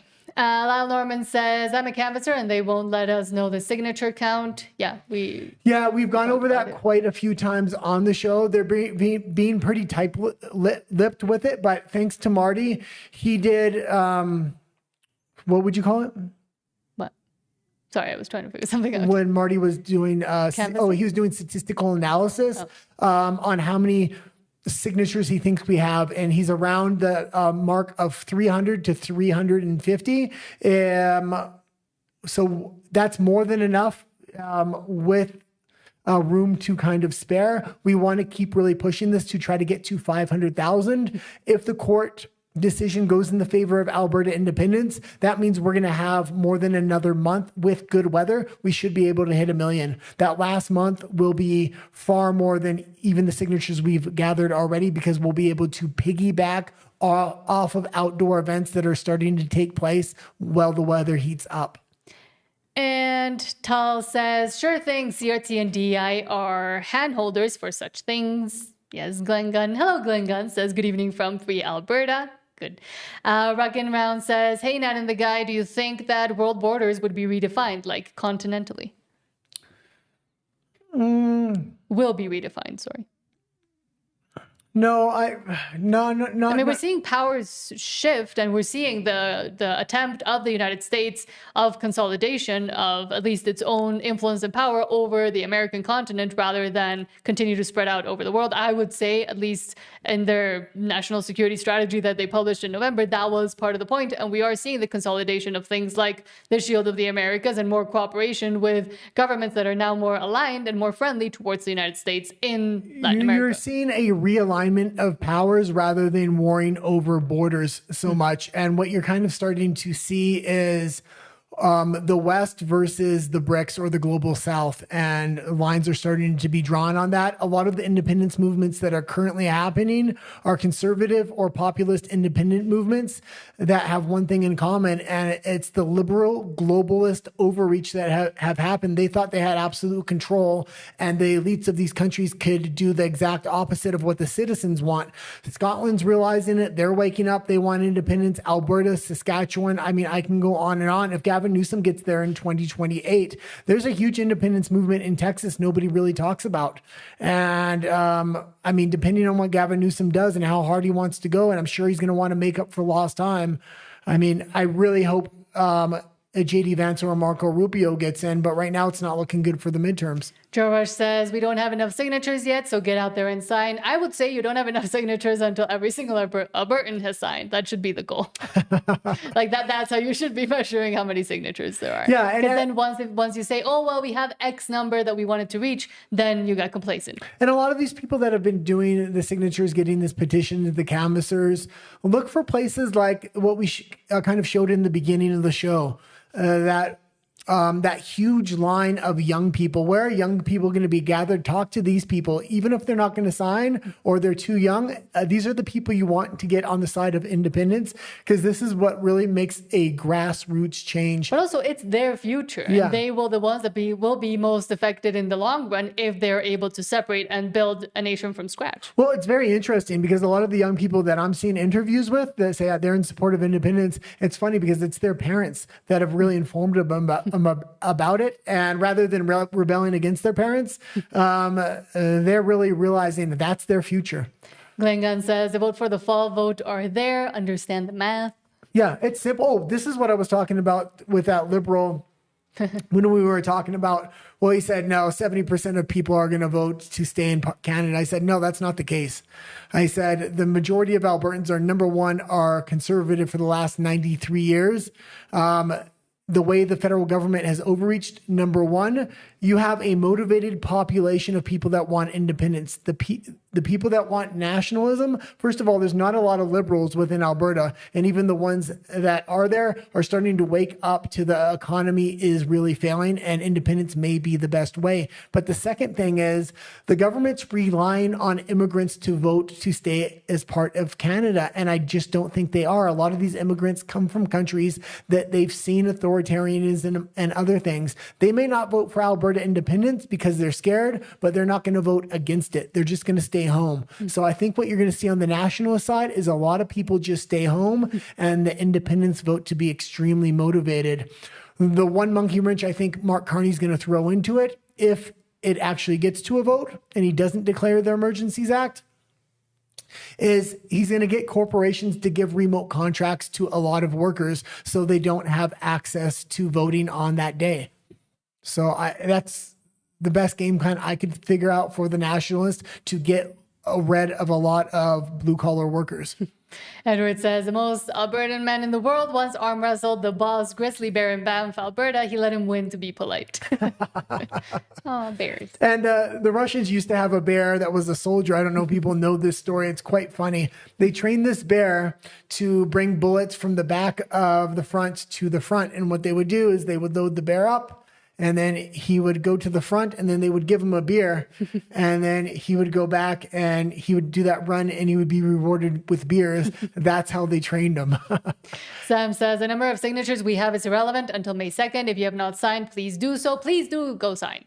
And Joe Rush says, don't want people thinking we got it already because people will feel content and stop signing. I don't know, just want to be safe. And that's why I'm saying it's not going to be enough signatures until every single Albertan that can has signed. That should be the motivating number for everybody, in my opinion. Yeah, one of the big reasons. And it's a lot of work. I do understand. One of the big reasons we do a live show, we were doing it 3 days a week. Now we're doing it 5 days a week. Number one, I think censorship is going to ramp up and the national government is going to come after Alberta independence. So I want to be ready and well established before that happens. Number one. But number two, I want to push now to really get this petition to a minimum of 500,000. And if the court decision goes our way, I'm hoping we can hit 1 million.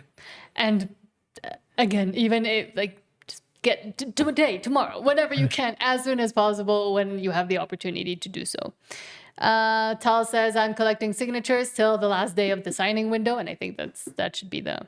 Okay, and let's go to Alberta and the World before we go to RUMBLE. I'm trying not to conflict with some other shows, but I will try to finish reading the comments afterwards.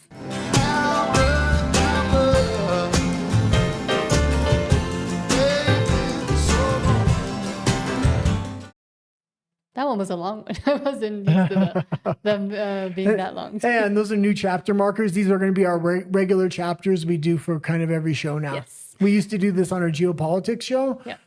And it helps also if you're watching the replay. If you want to go to a certain section, you can just find it on the segments. Global Dissident says, quote, the US just declared war on the EU and UK censorship. Freedom.gov lets Europeans and Brits bypass government blocks with a built-in VPN. And this is big for Alberta independence. And they didn't frame it with Alberta independence here, but the US government is creating a site so news can get out to the world, even in places that have censorship laws. How they're doing this, they're using reverse VPNs, meaning you don't need a VPN. They have a VPN connected to the site that will direct any person that's in a censored country, allow them access to that site. So it's the first time I think a reverse VPN has been used. It's good to see. Alberta independence is the one movement that this helps more than any other nation. All these other nations are already captured and their governments are already going in the wrong direction. Alberta independence, if they try to censor this in Canada, this could be a very important tool to have. So I'm glad to see the federal government doing this. Yes. From DeFi Girl says, quote, the Danish Prime Minister praising Mark Carney's Davos speech and openly describing the New World Order. She then called the snap election, confident that standing up to Trump over Greenland would hand her a landslide win.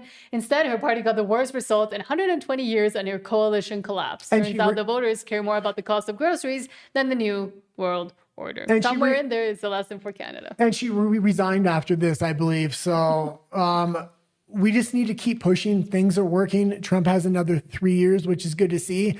A lot of these globalists like Carney, like her, think they had things in the bag and they're realizing maybe not. I don't think I have ever heard so many reflections on a speech from a colleague as I have heard about your speech in Davos. And it is because you show leadership. You were talking about how democracies can work together and that we have to connect even closer in this world where the old world order is gone. And it will probably not come back. So we have to build something new. And it has to be a world order that is built on the values that we represent, the leaders standing in front of you today. I don't think I have ever heard so. Okay, and they're admitting their old globalist world order is gone and they have to build something new. Mm-hmm. It's good to see when she comes out saying that and then she massively loses an election. Like a lot of people in Europe, the right wing is coming up. Conservative values and populist values are coming up. They're not able to establish this new system that they're trying to build. The middle powers, as Mark Carney put it, aren't coming together and building something new. They're in absolute chaos and the rats are fleeing the ship. And the actual issues are also being further discussed and more talked about, even with the censorship that they're trying to impose over being able to talk about immigration, for example. We're also seeing interesting parties rise, an interesting party and leadership rising up in France, the AFD also doing really well in Germany, and also, again, in Latin America. But we also released a video about how Mark Carney in Canada want to align further, not just with China, but with the EU, and wanting to maybe, the idea is being floated around that Canada wants to enter the EU, which is insane. Well, the EU needs a bailout. Their idea was the $24 trillion Russia has. That's why they want to make that World War III. They're trying to wait Donald Trump out and keep that war going so they can escalate it out after he's out of office. But even then, they're losing that battle on the ground. And it's a lot of the NATO weapons and the American weapons, and they're just not able. There's too much resistance, and they didn't expect that. The second parachute the EU has is Canada. If they can get them to join the EU, Canada hasn't accessed its natural resources. It will once it joins the EU. So all that money will go to the globalists rather than the provinces and the people of Canada. Wall Street Apes says J.D. Vance tells Nick Shirley that the policy right now is to not prosecute fraud found under 1.5 million. Right now, we don't even prosecute fraud that's under 1.5 million, which means that there's a lot of fraudsters who never get caught, who never get punished. He says this is changing. Yeah, and Canada and Alberta need to pay attention to this. This is what happens over time with any government. You want self-regulating regulations that get rid of themselves rather than constantly add on every year, and you build more and more bloat into the system. You also want utter transparency when it comes to the government. When we were showing that clip of Bruce Party earlier and he was talking about the Constitution, there was a lot of good ideas within that interview. Now that we have the fraud task force here inside the United States, what will you guys be doing different than something that we haven't done before to tackle fraud here? Well, two really big things, Nick. So the first of all is we're going to be coordinating across the government in a way that's really never been done before to focus on anti-fraud. So let's say, for example, that Scott Bessent or somebody at the Secretary of Treasury's office sees a fraudulent payment made, but it's not at the Treasury Department, it's at the Center for Medicare and Medicaid. There's going to be coordination now so that when one person in the government sees fraud happening, they're actually telling everybody else so that we can get to the root of it and hopefully prosecute it.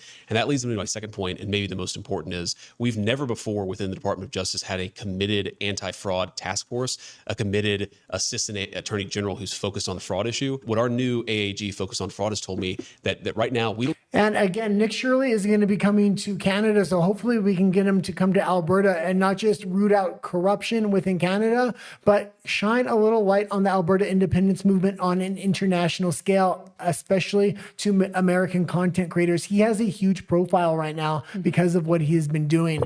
We'll read a few more comments, then we'll use our segue story to move over to RUMBLE. We're probably going to go a little bit later on RUMBLE, but we're going to sign off on YouTube here by 7 o'clock because we don't want to interfere with the Fringe's show. We want to kind of have it work together so our show rolls right into his. Jorvash says, yes, he was arrested on the stampede grounds. The government owns the land. It is public property. The arrest is a violation of Section 2 of the Canadian Charter of Rights. Not sure who he means, though. Read that again. It says, yes, he was arrested on the stampede grounds. The government owns the land. It is public property. He was referring to Dave, the guy I just subscribed to, and then we had an article that he put out there. Surprisingly, I had subscribed to him, and the next day, security was arresting him. I wasn't sure if it was public property. He said the stampede grounds were public property. Government owns the land, yeah, public property. Yeah, and in the video, they're saying it's private property. I mean, I think he has a lawsuit there. Jorvash also says, in my opinion, that is, and I do study law, but I'm not barred. I study law on my own, watching 60 or so First Amendment auditors and Section 2B advocates, and then researching the differences between Canadian and U.S. laws. P.S., including researching case laws in both countries. Yeah, there's quite a difference between U.S. and American law. There was a lawyer, a constitutional lawyer I was watching the other day that was talking about the differences. Jorvash says, can't trespass a person from public property without a crime? ? Talatalk says, I'm an auditor and I know my rights. They would have seriously regretted it if they had placed hands or assaulted him. Yeah, and I wish he would have known his rights a little bit better. It's a shame. But that being said, they shouldn't have done what they did to him. And he was simply standing there with a flag. He wasn't gathering signatures at that point. Smile to life every day. I like that username. Says, hi from Kim and Brad from Bashaw, Alberta. Keep up the great work. Oh, thank you. You did a great job, the both of you. Thank you so much. And also thank you for being here. Justin GP says, Keith Wilson was on Army of Great Men today. He explains everything. I really think everyone should watch that one. Yeah, and he is doing great. The number of interviews he does and live appearances, and a lot of his live appearances get reposted on YouTube, which is fantastic. I'll definitely check that out. I mean, I watch everything he does, and it's very repetitive because he's trying to get the same information out to quell people's fears, and I'm glad he's doing it. But I mean, I watch almost every single piece of content that's put out with Keith Wilson. So Keith Wilson, again, was on Army of Great Men today. Lyle Norman says, citizen-driven country of Alberta. And that's the thing. Yeah. That should be the idea going into it. Hold on. The Truth says Alberta independence. That is the truth. And it's important that we get the Constitution right and we don't rush through the negotiations need to be pushed through in a decent manner. We showed on the last show the last 7 or 8 independence movements that have happened in the last 100 years usually take about a year to negotiate out. Hopefully this one can be done in about 6 months, but we want to get the Constitution right, and we don't just want to adopt things from the Canadian Constitution or the American Constitution because we'll be building rot into the system if we do that. Tal says Nadine is feminist driven, which is part of CRT 101. So take that as you will. Oh, okay. I didn't know that. And I've just watched the interview she's been doing about Alberta independence. But again, if they're touching on subjects or bringing on people that are interesting and are having the interesting discussions, maybe if you don't agree with those bits of what she says individually, just don't. Yeah, she does great interviews when it comes to Alberta independence, and there's no feminism really within the conversation. But she probably knows more than I do with her prior work. But I'm still going to watch her because she does great interviews when it comes to independence. Justin GP says there will be good news will be revealed by Stay Free Alberta tomorrow morning. Okay. Oh, fantastic. So we'll be on the lookout for that. Again, there is a show tomorrow as well that we're doing. Daryl Robinson said... We'll read this comment, then we're going to go into our segue story before we go to RUMBLE. And if you're going to stay here on YouTube, The Fringe will start soon. Daryl Robinson says, the Nut NDP manager shouted, eat the rich. What the hell? Oh, yeah, we're profiling on that tomorrow. They're going full communism within the NDP. So... Sam says, since the elbows up nonsense started, I have been stocking up on Kentucky bourbon in Calgary. That's my elbows up. Okay, and let's do the segue story because this story is related to a bunch of the stories we're going to have over on RUMBLE when we go over there. From Donald Best, quote, Ontario doctors are under orders to lie on your death certificate. No, not shade the truth, lie. Here it is, official in writing from the College of Physicians and Surgeons of Ontario, saying, quote, the illness, disease, or disability leading to the request of MAID is to be recorded as the cause of death. The certificate cannot include any reference to MAID or medications administered. There's more deaths with this MAID program than there were deaths in World War II. This is giving Canada a black eye on the world stage because the liberal policies of the MAID program specifically, and now they want to cover up the statistics. It's the 5th leading cause of death in Canada, and now they want to stop recording them by recording them as other things. This reminds me of the Jibby Jab era and how they were recording those. We got a whole series of 5 stories about MAID and some crazy things that are going on, not just in Canada, but around the world. We're going to head over to Rumble to do that. If you're going to stay here on YouTube, I do recommend The Fringe. Do you know how to drop our audience into his? No? Okay. No. But we do have a lot more comments that I have to get through. Well, we're going to read the comments over on RUMBLE. But I can't because if we leave YouTube, then I can't read the comments there. Okay, read a few of them. I'll go quickly. Audrey says, I loved seeing Alex Stein and members of the Proud Boys and Oath Keepers representing all of us conservatives at the No Kings protest. They confronted a bunch of people who have never something for a felon. Sam says at the Canadian press conference, Don Davies described the federal NDP's identifiers as broke and irrelevant. Good one. Adam says the truth isn't hate and the state isn't God. Yes. Yeah, exactly. But if they can get rid of God by separating churches and state and then stomping the idea of God out, then they're the moral dictators of what's right and wrong. Canadian Spider-Man says, hello and good evening to both of you. Hello and thank you for being here, Canadian Spider-Man. And also says, this is hilarious. Thank you so much for this hilarity. I'm guessing the NDP conference. Tal Talk says the NDP National Convention is meme gold. I'm working on some of it now. But again, use that as more reasons to separate from Canada. Well, and this is what I was going to say was another idea for Alberta independence. We need to lean in now before there's a big national resistance into memes. We need to control the meme space. And Joe Rush says they want 100 million, just not Canadians. Replacement theory. Yeah. Sam says you need some municipal taxes in order to keep your city running, but there's different ways that you can structure the system as well that just haven't been considered because most of the governments don't want to actually do the actual work. Well, and Alberta's in a special place, and normally what you said would be true, but you can look at other oil-rich countries like Saudi Arabia and other things like that, and you don't need taxes except for corporate taxes that should be able to pay for everything, especially when you expand out your natural resource sector into mining. This is an untapped resource Alberta really needs to dig into. I'll just hammer through the few last comments that we have. We're almost done. Okay. Sam says Alberta would have free trade with a free Scotland for sure. Best Scotch in the planet. Dara Robinson says need to educate the students on Alberta campuses about the benefits of independence. And I think that would be very useful if someone can go and do that. Absolutely. If I ever can get to Alberta before the actual referendum vote, I will definitely go try and film in some of the Albertan universities and ask students what they think.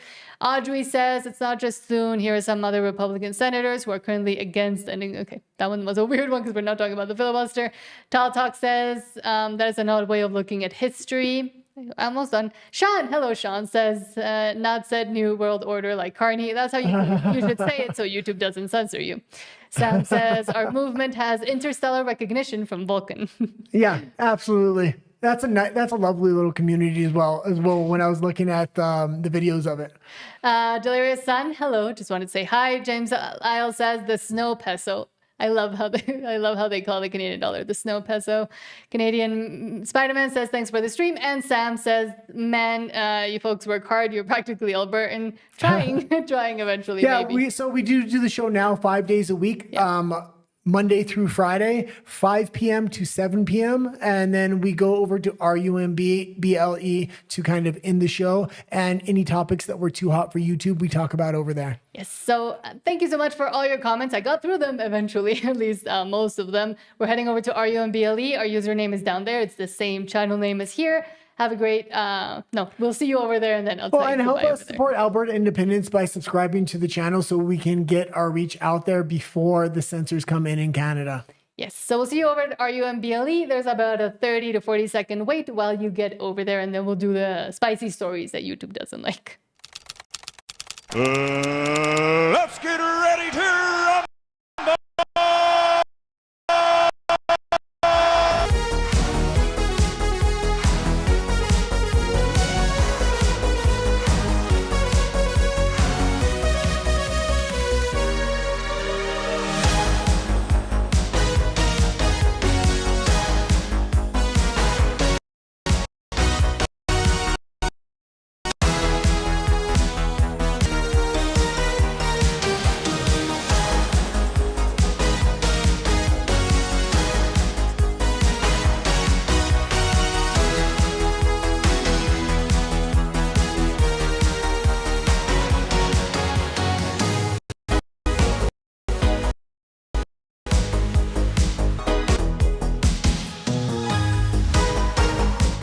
And we're back here on RUMBLE.